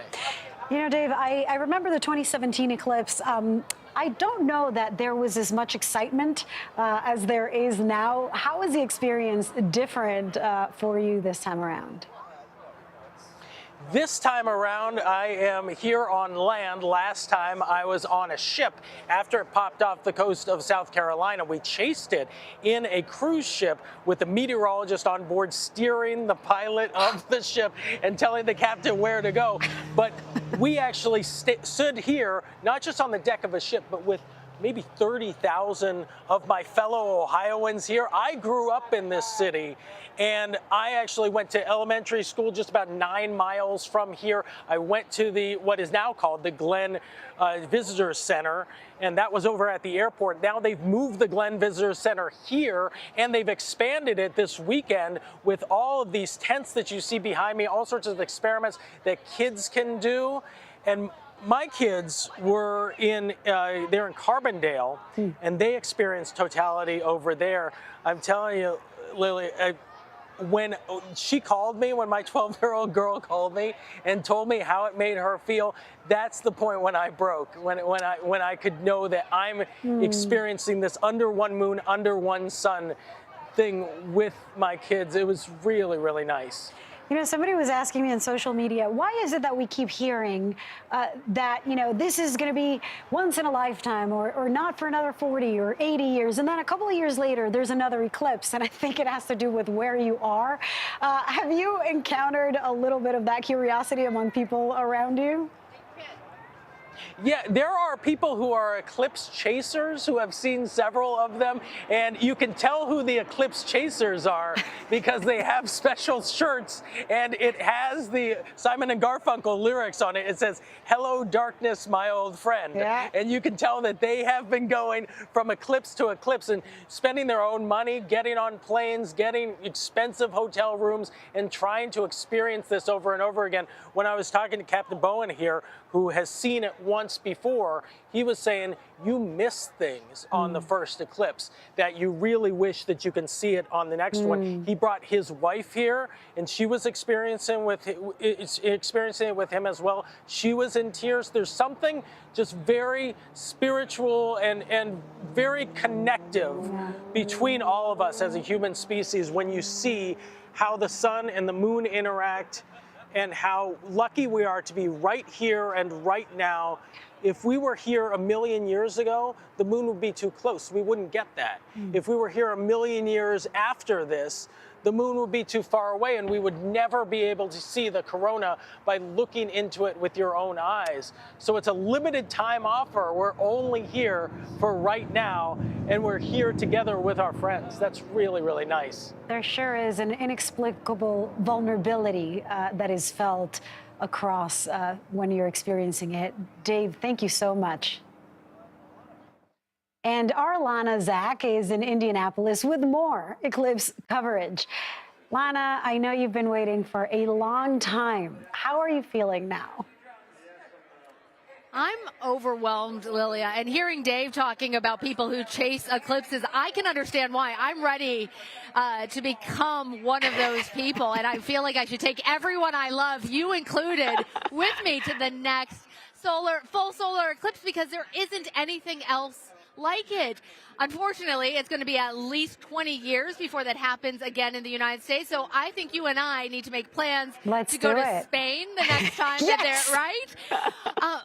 But in these moments, even though I had been prepared for all the ways in which you're supposed to feel it, it really was a different experience. And I was lucky enough to get to sit next to a really nice family that had kids about the same age as my little ones, including 5-year-old Miles, and talk to them for a moment in this eclipse about how they were feeling. Now we've witnessed totality. How do you feel? I feel amazing. It's awesome just to see this movement, and it's amazing. And also to see the excitement of my children. This is their first eclipse, and it's just so exciting. Miles, what do you think? It looks awesome. It is awesome. What you think about it? I would like to share my opinion. Yes, please do. Share your opinion. It looks like a black hole, and I can kind of see a planet off in the distance. I've never seen something like this before. Do you see that sunspot right there? I love them. Yes. The excitement, Lana, how wonderful to see it through the kids' eyes, too. Absolutely. And, you know, I have to say, it just felt like it went by too fast. Time, I was warned that time is going to feel like it's being warped. And in actuality, Einstein's theory of relativity was proven during a solar eclipse. So there is something to it. It's not just all poetry, but it just felt like it needed to last longer, even at the same time that you're thinking that you're in a time warp, imagining the little ones that are sitting next to me are going to be adults the next time that they're witnessing a solar eclipse here in the United States, and maybe actually joining their own kids for that event. It was really more emotional than I can adequately express on television. Yeah, it's such a bizarre feeling. I mean, I was across the street, I was outside, and we got to see with the glasses just up until the slither, then came a cloud, and I had to run inside because, of course, our executive producer, Eric Berlin, was texting me, you have to come in. You have to come in. It doesn't, right. But it doesn't compare, and that's part of what I experienced that in a similar way in 2017. Yeah, tell me, there were how a lot is of it our different? viewers who are all around the country. Yeah. Well, not only is it closer in this case, the moon is about 8,000 miles closer to the Earth, and that's what made the umbra so wide. That's why so many millions of people could see it this time, but it also lasted longer. Remember how I was complaining that it was too short? It was nearly 4 minutes here in Indianapolis. Amazing. Last time in 2017, it was much shorter, but when you don't have that ability of full totality, it's like licking an ice cream cone that's still in the wrapper. You don't get the satisfaction. Exactly. It's entirely different. So for anybody who's watching this now that got to see the partial eclipse, make sure you book your hotel rooms for 20 years from now to make sure that you actually get to take in totality, because it is really remarkable. Lana, you and I will be enjoying it over sangria in Spain. Start booking it with the kids. You got it. Thank you so much, Lana. Now let's bring in CBS News correspondent Janet Shamlian, who's in Kerrville, Texas, about an hour northwest of San Antonio. And boy, I did not get Janet to see the total eclipse, but I got to see you witnessing it, and that was enough for me. I mean, I could live vicariously through you. I loved your intervention during the special. Tell me everything. Well, you know, I think it was so special because we weren't expecting it, right? Yeah. The Texas forecast, originally it was supposed to be the best. Texas is the best. Then all of a sudden it was like, Texas is the worst. And I'm walking by crowds that are still here, like hanging out, waiting to see NASA astronauts and get some souvenirs. So, hi, everybody. It was cool, right? Yes. It was so cool. So Lilia, to your point, though, it took us, by surprise when, we didn't have a beautiful view, but we had a view, right? We saw that corona. We got the payoff. So it was surprising considering the forecast of the last week to 10 days. And I had never seen an eclipse before. And I was listening to Dave Malkoff and Lana Zak talk to you, and I'm like, what am I going to say?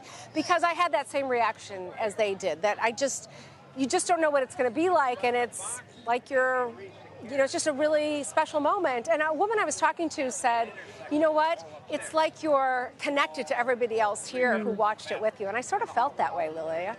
Yeah, it's what a lot of people have described it as, is that there is that emotional thing that, yes, it's, we're part of something greater, or that you're connected to all other humans witnessing it or those not witnessing it. But there's also something eerie that happens to the body. I wonder what that's like when you remove the glasses and you're able to stare. What was it like for the people who were around you? Maybe you commented after, Janet. What else did they say? Just how it felt as a creature on Earth. Really, it was adrenaline. Yeah, I mean, it was just that coursing through your veins that you just feel so alive. And as someone else said, you kind of feel like we're all one, right? You see the universe is sort of aligned for a moment.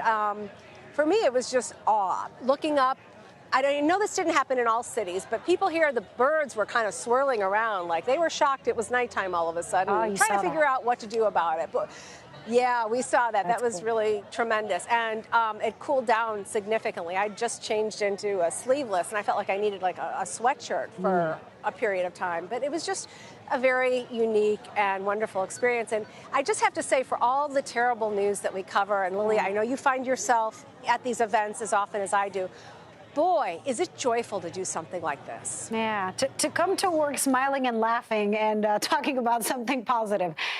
Much appreciated. Thank you so much, Janet. We are going to take a quick break, but more coverage of today's eclipse is next. You are streaming CBS News.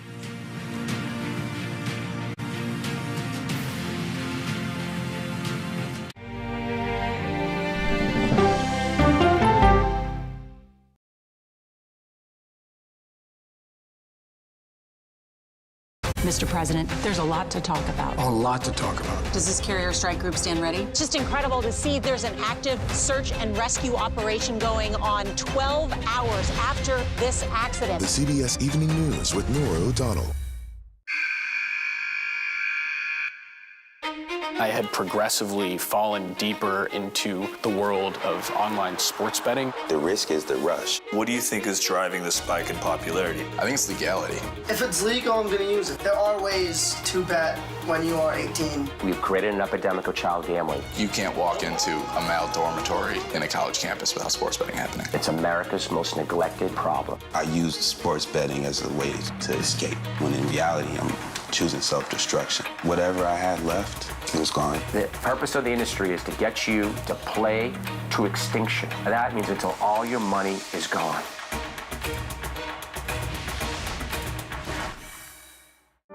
Stories start with the who, what, when, and where. But it's why it's important to you that matters most. Knowing what to ask is how you open the door to a deeper understanding. See you on Prime Time, streaming free everywhere. An original documentary from CBS Reports. That Desired Farm is a wonderful place to raise children, and it still is. Promises broken. Black Americans have been the target of racism and discrimination pretty much from the time they acquired ownership in the land. Costing black farmers hundreds of billions in generational wealth. They did everything to make sure we were run off that land. But communities are uniting to continue the fight. Collective ownership is powerful. To keep their land and their dreams alive. To watch my children play on land that we own means everything. So land is power. Most definitely. 40 Acres and a Mule, now streaming on the free CBS News app. People with developmental disabilities were once sequestered by the hundreds of thousands in institutions. Many of our fellow citizens are suffering tremendously because lack of attention, lack of imagination, lack of adequate manpower. Disability activists have since torn down barriers blocking them from living at home or in the community. We conclude that Title II of the ADA requires states to provide community-based treatment for persons with mental disabilities. But of the 16,000 people who remain in state-operated institutions, half are in 5 states, and Illinois is one of them. I don't want to live in the institution. It makes me feel discriminated against. Do you think there are people living in institutions in Illinois that don't need to be living there? Yeah, because they're proving it as soon as they get out.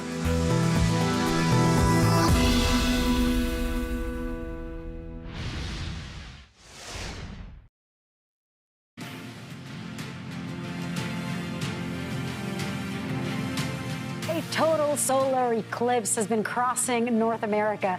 In certain spots, totality lasted just over 4 minutes. And while millions of spectators have the memory of a lifetime, NASA is looking to better understand the total power of the celestial event. I want to bring in Eric Eisenson in Cleveland. He's NASA's Deputy Director of Planetary Science Division. He's also the director of the Mars Exploration Program and the Radioisotope Power Systems Program. That is a lot of jobs there. Thank you so much for making the time to join us. Talk to us about what sorts of missions were conducted today during the total solar eclipse. So they do lots of experiments. First of all, thank you for having me on this amazing day. So there are sounding rocket missions that are monitoring the temperature and the density of the atmosphere as this is happening. There are chase planes that are following the eclipse through totality to take measurements. It's just a good way to get some science about the sun that we don't ordinarily get from Earth. And talk to us a little bit about more about that. What kinds of things are we looking to learn during the rare event? Why is it different or important to make sure that we're measuring what is being measured throughout the eclipse? So the more we know about the sun, the more it tells us about the Earth and the rest of the solar system, because it's the most important body that we have. So by taking these measurements, and we get to take observations of the corona, which we aren't able to observe from Earth very often, and also able to see how the atmosphere is changing. Even just those of us who were observing it, you could see the temperature drop or feel the temperature drop, and it got very dark. And having those observations tells us something about how the sun is interacting with our atmosphere. Certainly. Eric Eisenson, thank you so much. Let's now head over to Dallas, where CBS News national correspondent Omar Villafranca is covering the eclipse. Omar, talk to me. Were there clouds? I watched you, and you seemed to be enjoying it without the clouds. What's going on? Well, the clouds just parted for those 4 minutes, Lilia. Wow. It was absolutely amazing, and it was like a rock concert in here. The kids were going nuts because there'd been cloud cover all day, but the meteorologists and Mother Nature, they all cooperated and planned together, and it was fantastic. And it got dark here. It got really dark. The kids were yelling, and it was just great to see kids pretty excited about science. I'm going to take a quick look real quick because there's no hype for this right now, but there's still a little bit of coverage right there, but it's hard to tell now. But let me tell you, it's something these kids are going to remember. They're going to be talking about, and I talked to a few of the teachers. There's going to be a pop quiz tomorrow on it. Oh, boy. So hopefully they paid attention to the science lesson about it. Impossible not to. Omar Villafranca, thank you so much. Now we're going to take a quick break, but more coverage of today's eclipse and more news is next. You are streaming CBS News.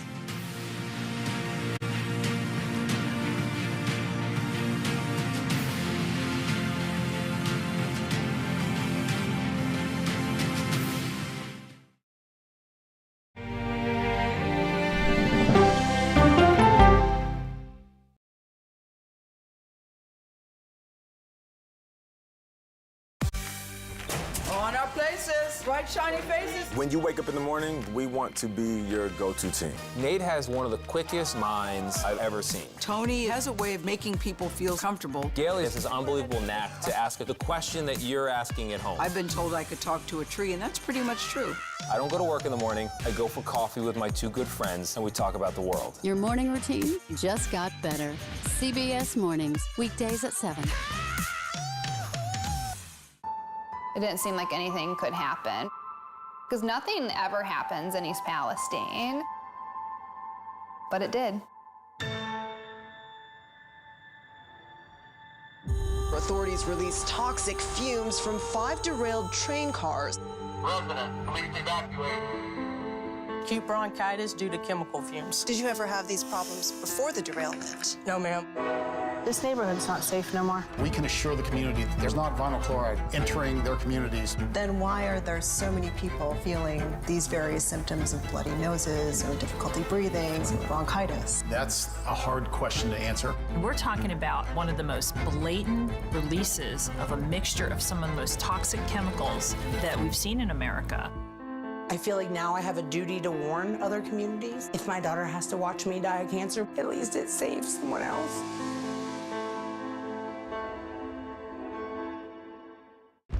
This case, it's like a screenplay, something straight out of Hollywood. But it's not fiction. It's 48 hours. Human remains found this week. 4 families shattered. There's no physical evidence. The mystery would haunt investigators for years. There's some questions that have to be asked and need to be answered. Like a John Grisham novel. A gripping true crime original. 48 hours. Now streaming on the free CBS News app. This is CBS.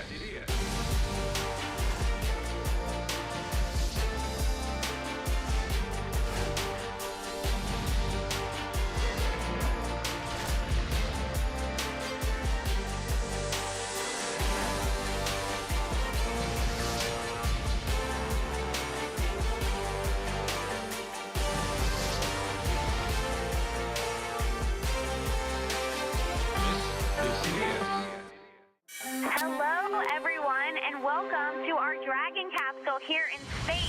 sightseers in space, the thrill of a lifetime. Seeing the Earth from space, it was so exhilarating. But the risks that come with the territory. There have been 4 fatal accidents. That's a 1% fatal accident rate. Might make you look before you launch. If you had 1 out of 100 airplanes falling out of the sky, we'd have a public crisis. Space tourism, now streaming on the free CBS News app. The stars aligned for dozens of couples in Russellville, Arkansas, who chose to tie the knot as the star and the moon aligned in the total eclipse that swept across the state.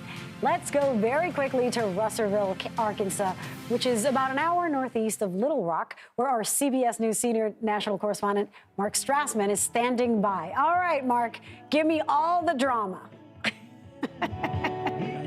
What has it been like? The drama was in the reception, not in the wedding. There was no drama whatsoever in the reception. In the Wonderful. wedding, rather. But I tell you, the reception had all the drama you'd ever want. Everybody wants their wedding day to go perfectly, and for 50 couples here, it really did. For starters, it was an outdoor wedding, and the weather was perfect. Second of all, the wedding itself, the ceremony, short, sweet, no runaway brides, everything went great. And then the reception, of course, was the total eclipse, and that was an amazing thing to watch. I mean, it got cool here, it got quiet here. People talked in hushed tones, looked up at the sky, and they couldn't believe what they were seeing. In part, again, the clouds that were here this morning drifted away, and all there was clear sky, and then just watching this eclipse, and for 4 minutes and 12 seconds, it was perfect. And what more could anybody ask for, whether you're getting married or not? Everybody, including us, who came here to see this eclipse, really got what they wanted. And today's a memorable day, a really, really good day.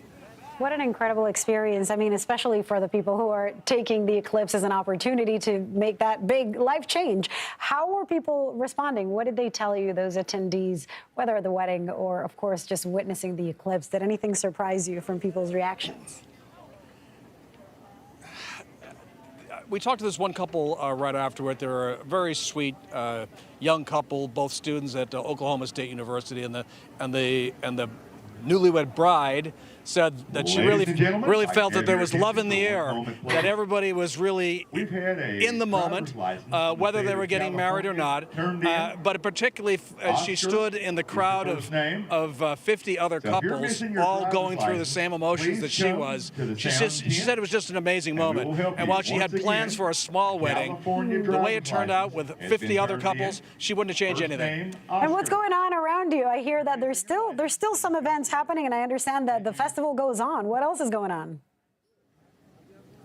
It's going on for another day or so. I mean, this really was mostly about the eclipse, of course, and the wedding, weddings, plural. But it's a little bit of a county fair atmosphere here too, where there's some tents and foods and people milling about, and I think a lot of people are just riding the wave of the good feeling that they had when the eclipse went as perfectly as it did, and this is just one of those times when everybody here is truly in a good mood. I mean, I haven't heard or seen a cross word or gesture from anybody. Yeah. And we could use more days like that, all of us. Absolutely. More days like this. Mark Strassman, thank you so much. I'm so happy you got to witness it.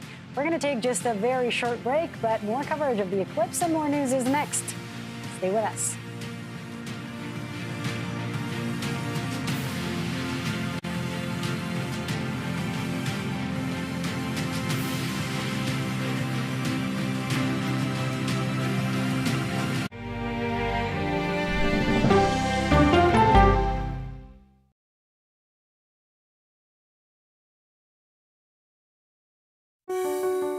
Washington is the seat of power. National security, foreign policy, global economics, every story comes through Washington in some way. We bring some of the most powerful voices in America to the table. We don't just ask the questions, you have to go deeper. We try to understand what's at the heart of the issue we're talking about, to then come forward with solutions. Face the Nation on CBS. the justices ruled that Harvard and the University of North Carolina violated the Constitution. In the aftermath of the Supreme Court decision to end affirmative action in college admissions, uncertainty sets in for some students of color. Affirmative action really gave us an equal opportunity. CBS Reports explores the historic decision and what it means for those chasing an opportunity to change their lives. I knew that college was the ticket to break this cycle. The end of affirmative action, now streaming on the free CBS News app. Okay, let's go. You guys good? Hey. All right, we good? Keep going. The clock, it's ticking. Off we go. 60 minutes. 60 minutes. 60 minutes. It's time for 60 Minutes, Sundays on CBS. An original documentary from CBS Reports. AI is among the most world-changing technologies ever. Curing diseases, scientific breakthroughs, making lives better. They can help us with medical discoveries, scientific discoveries, doing better agriculture, having cures for things like Alzheimer's. It's also going to really transform the way we work. The uplifting potential of artificial intelligence is limitless. It gives you a friend, somebody to chat with 24/7 that is non-judgmental. He makes me feel loved and desired. And so are its downfalls. The problem with all this AI is that it's unpredictable and uncontrollable. The choices we make now will have lasting effects for decades, maybe even centuries. The ChatGPT revolution, now streaming on the free CBS News app. We are about to see American weapons in the hands of Mexican cartels. A gun pipeline to Mexico. We are arming the cartels. 100%, no doubt about it. Happening right under our noses. Who's doing something about this? Nobody. A CBS Reports exclusive. Most Americans have no idea that we are effectively arming the enemy next door. This is the story the American people need to know. Arming cartels, now streaming on the free CBS News app. America Decides, taking you inside American democracy. The most important stories on a day-to-day, hour-to-hour basis. You're going to hear a lot of reporting. It is clearly a pivotal moment. Gun control, the economy, education. Both sides of the political aisle fight it out for power. Bringing you the analysis that you need. Thoughtfully, with context. Be part of the conversation. On CBS News Streaming. Welcome to America Decides, Monday through Thursday at 5 p.m. Eastern. Vladimir Putin is about to be elected to a fifth term as the unchallenged authority of Russia. So what does his opposition look like, and where are they? You would be in a Russian prison just for doing this interview. Oh, for sure. 60 Minutes introduces you to the Russian resistance.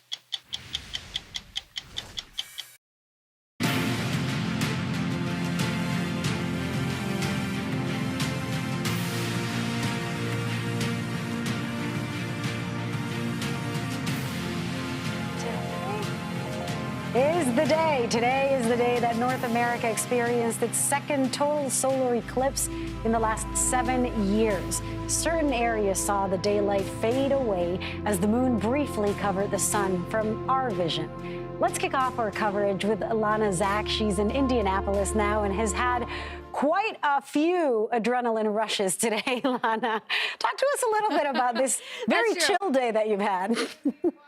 I am having the best eclipse ever. I think that is pretty much well understood. From racing in an Indy car, by the way, racing an astronaut in an Indy car, being able to discuss poetry with an astrophysicist, and then having this remarkable experience of totality. And right now, Lilia, the eclipse is still partial here in Indianapolis. It looks like a giant, like the biggest smile you can possibly imagine, which is probably how I look to all of our viewers right now, because this was just such a tremendous experience, and it makes you want to quote poetry and scripture and your favorite song lyrics, because all of it is so difficult to understand at just a single level. And I was told that this was going to be a multi-sensory experience, that I would feel the cold, and I'm starting to feel now the warmth come back, that we would hear the silence as humans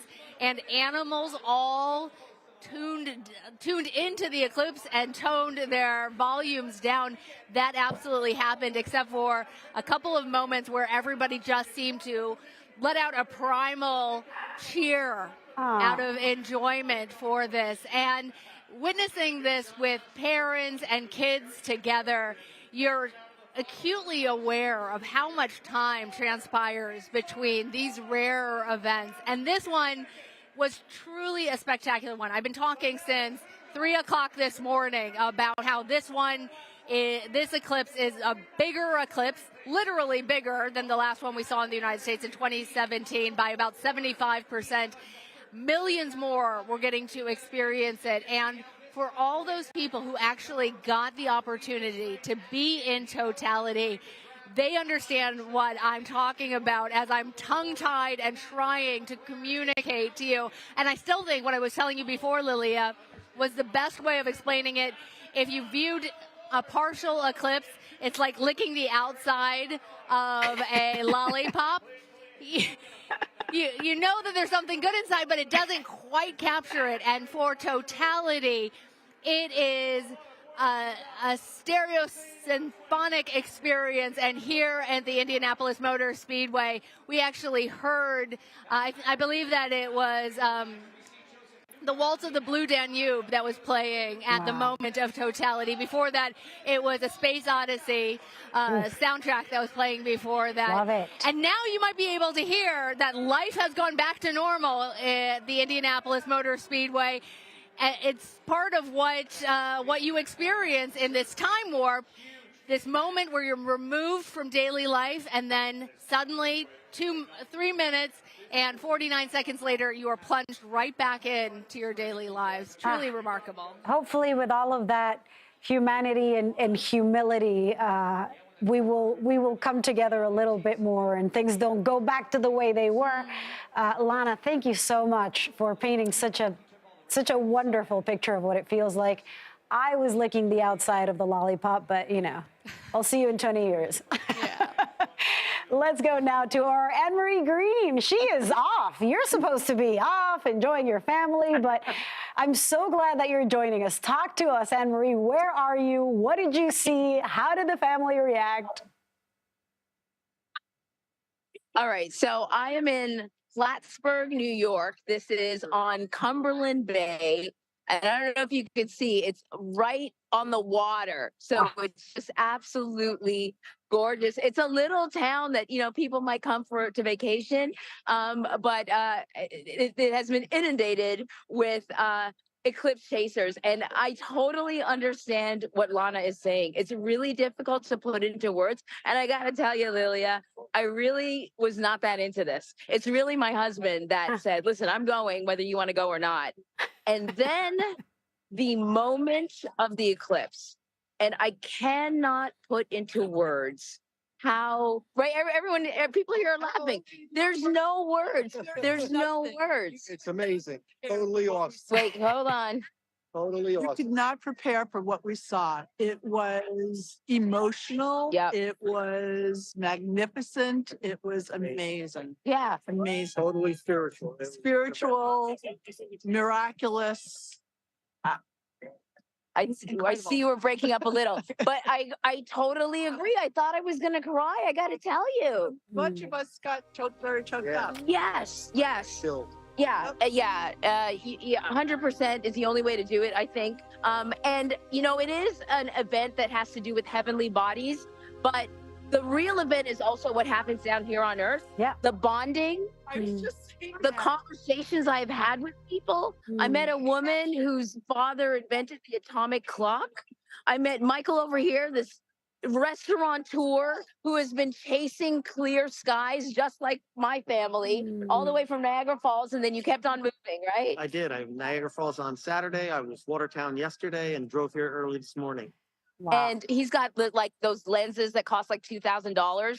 Like this is the real deal. But you've never seen a total eclipse before. I never. And how was it? It was unbelievable, beyond what I could expect. Yeah. So worth it. And you've never photographed a total eclipse before? Never have. How do you think you did? I keep saying to everyone around here, I think I give myself a B. And I got nervous at one point, but I think I got certainly the totality shots that I wanted. I love it. Mike, can we talk about your restaurant? Because he's a New Yorker. What your restaurant is? The Smith. The Smith. So, also a restaurant called Parla, a new pizza cocktail restaurant. I know the Smith. No, see? That's Take time excellent. away. You might be familiar. Yeah. Tell him thank you. There we go. So that's what he does in his regular life. That's what he does in his regular life. But he's been just like a lot of us have been chasing clear skies because it kept on changing. I had an app to say, you know, what the skies look like. And I was going to start in Niagara Falls as well because, you know, I'm Canadian. I was going to maybe spend time with my family. But then it kept on getting worse and worse. We rented an RV so we could drive to the best possible location. But by the time we got to Plattsburgh, I was done. I was no more driving. No more and it turned out to be chasing. the best decision ever. All right, well, to that A, great restaurateur, B, great photographer, and absolute 5-star anchor, thank you so much, Anne-Marie, for taking time from your vacation to join us. Thanks so much. No problem. And CBS News correspondent Dave Malkoff has been in the path of totality in Cleveland. Dave, talk to us, and you have a guest there. You know what? I'll let you take over and do this interview. Talk to us about what you saw. And Dr. Kelly Couric is with us from NASA. Thanks so much for being here. You know what, the one thing that we're not talking about is that there's a solar eclipse going on and nobody's paying attention to it. We're still seeing a solar eclipse here. Right, yeah, there's still something going on, but totality is just so magnificent that afterwards the partial doesn't seem quite as impressive. So the one thing that we see during totality is the sun's corona, the outer atmosphere, and very few people know more about the sun's corona than Kelly Couric. So explain now the great mystery about the sun's corona is that it's not as hot, or it's actually hotter than the sun.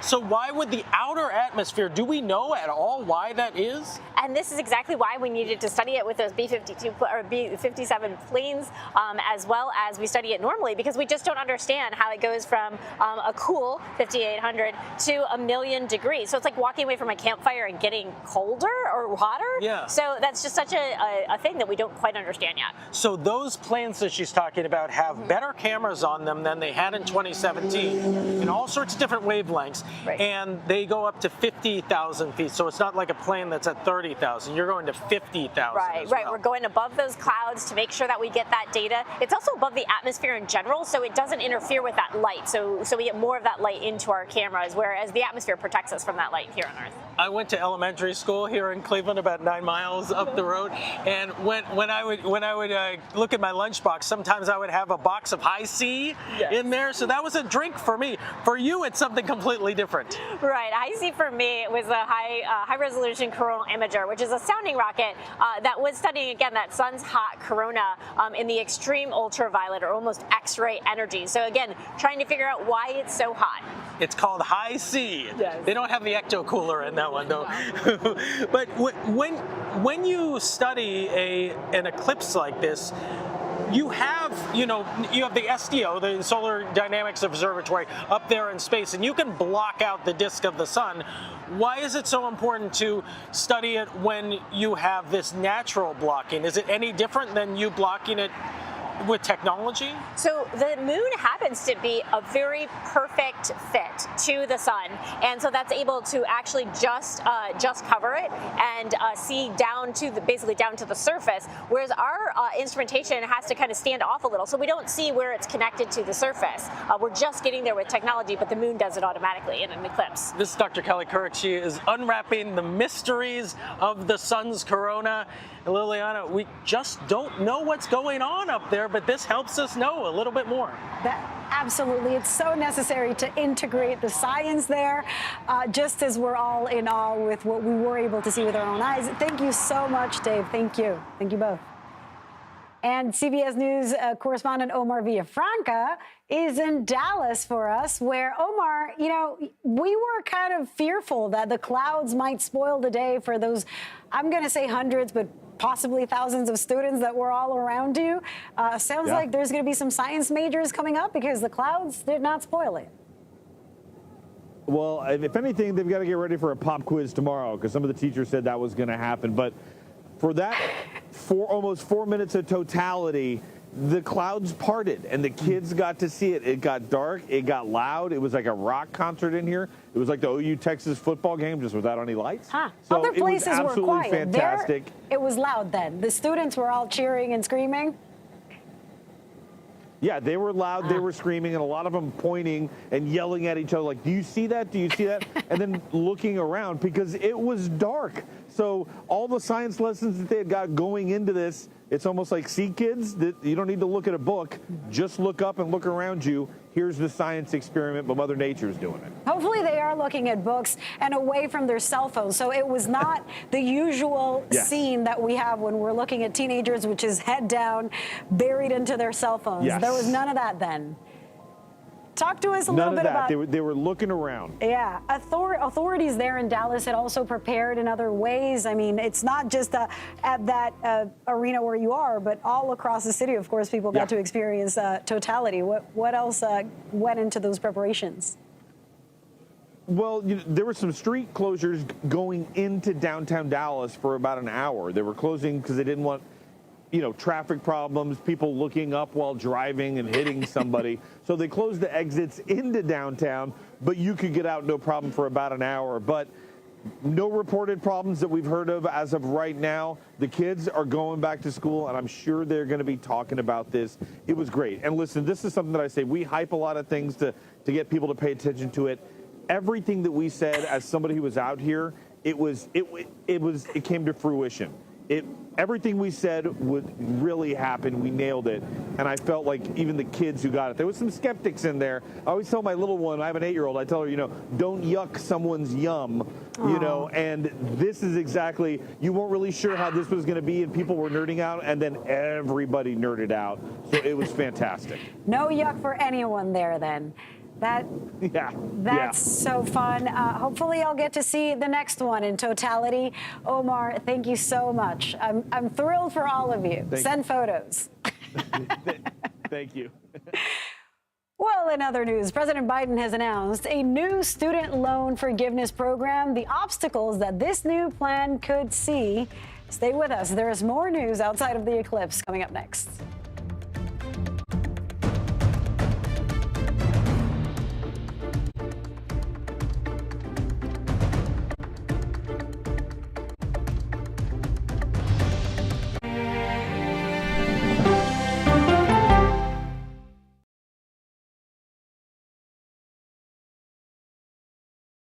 Mr. President, there's a lot to talk about. A lot to talk about. Does this carrier strike group stand ready? Just incredible to see there's an active search and rescue operation going on 12 hours after this accident. The CBS Evening News with Nora O'Donnell. I had progressively fallen deeper into the world of online sports betting. The risk is the rush. What do you think is driving the spike in popularity? I think it's legality. If it's legal, I'm going to use it. There are ways to bet when you are 18. We've created an epidemic of child gambling. You can't walk into a male dormitory in a college campus without sports betting happening. It's America's most neglected problem. I used sports betting as a way to escape, when in reality, I'm choosing self-destruction. Whatever I had left, it was gone. The purpose of the industry is to get you to play to extinction. And that means until all your money is gone.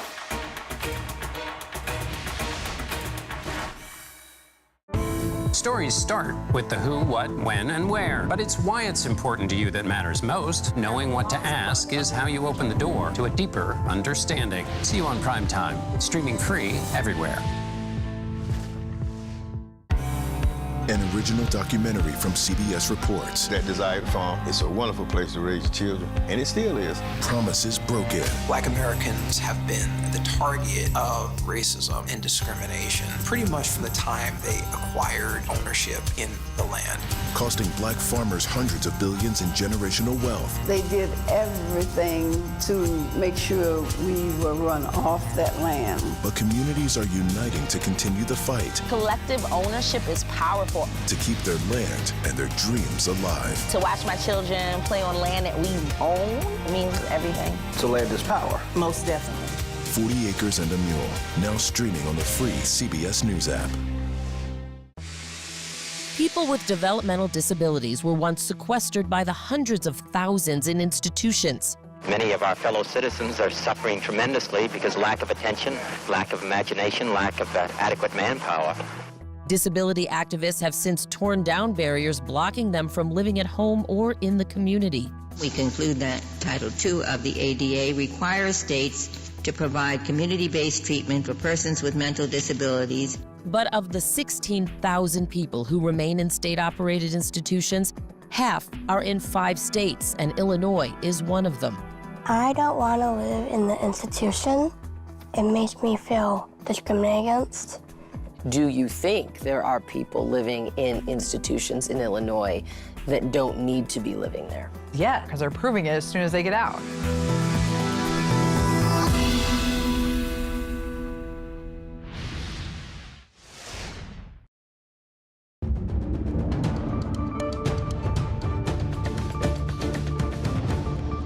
Police say a gunman killed 2 people at an office building in Las Vegas. Officers responded earlier this morning to that office in the western part of the city.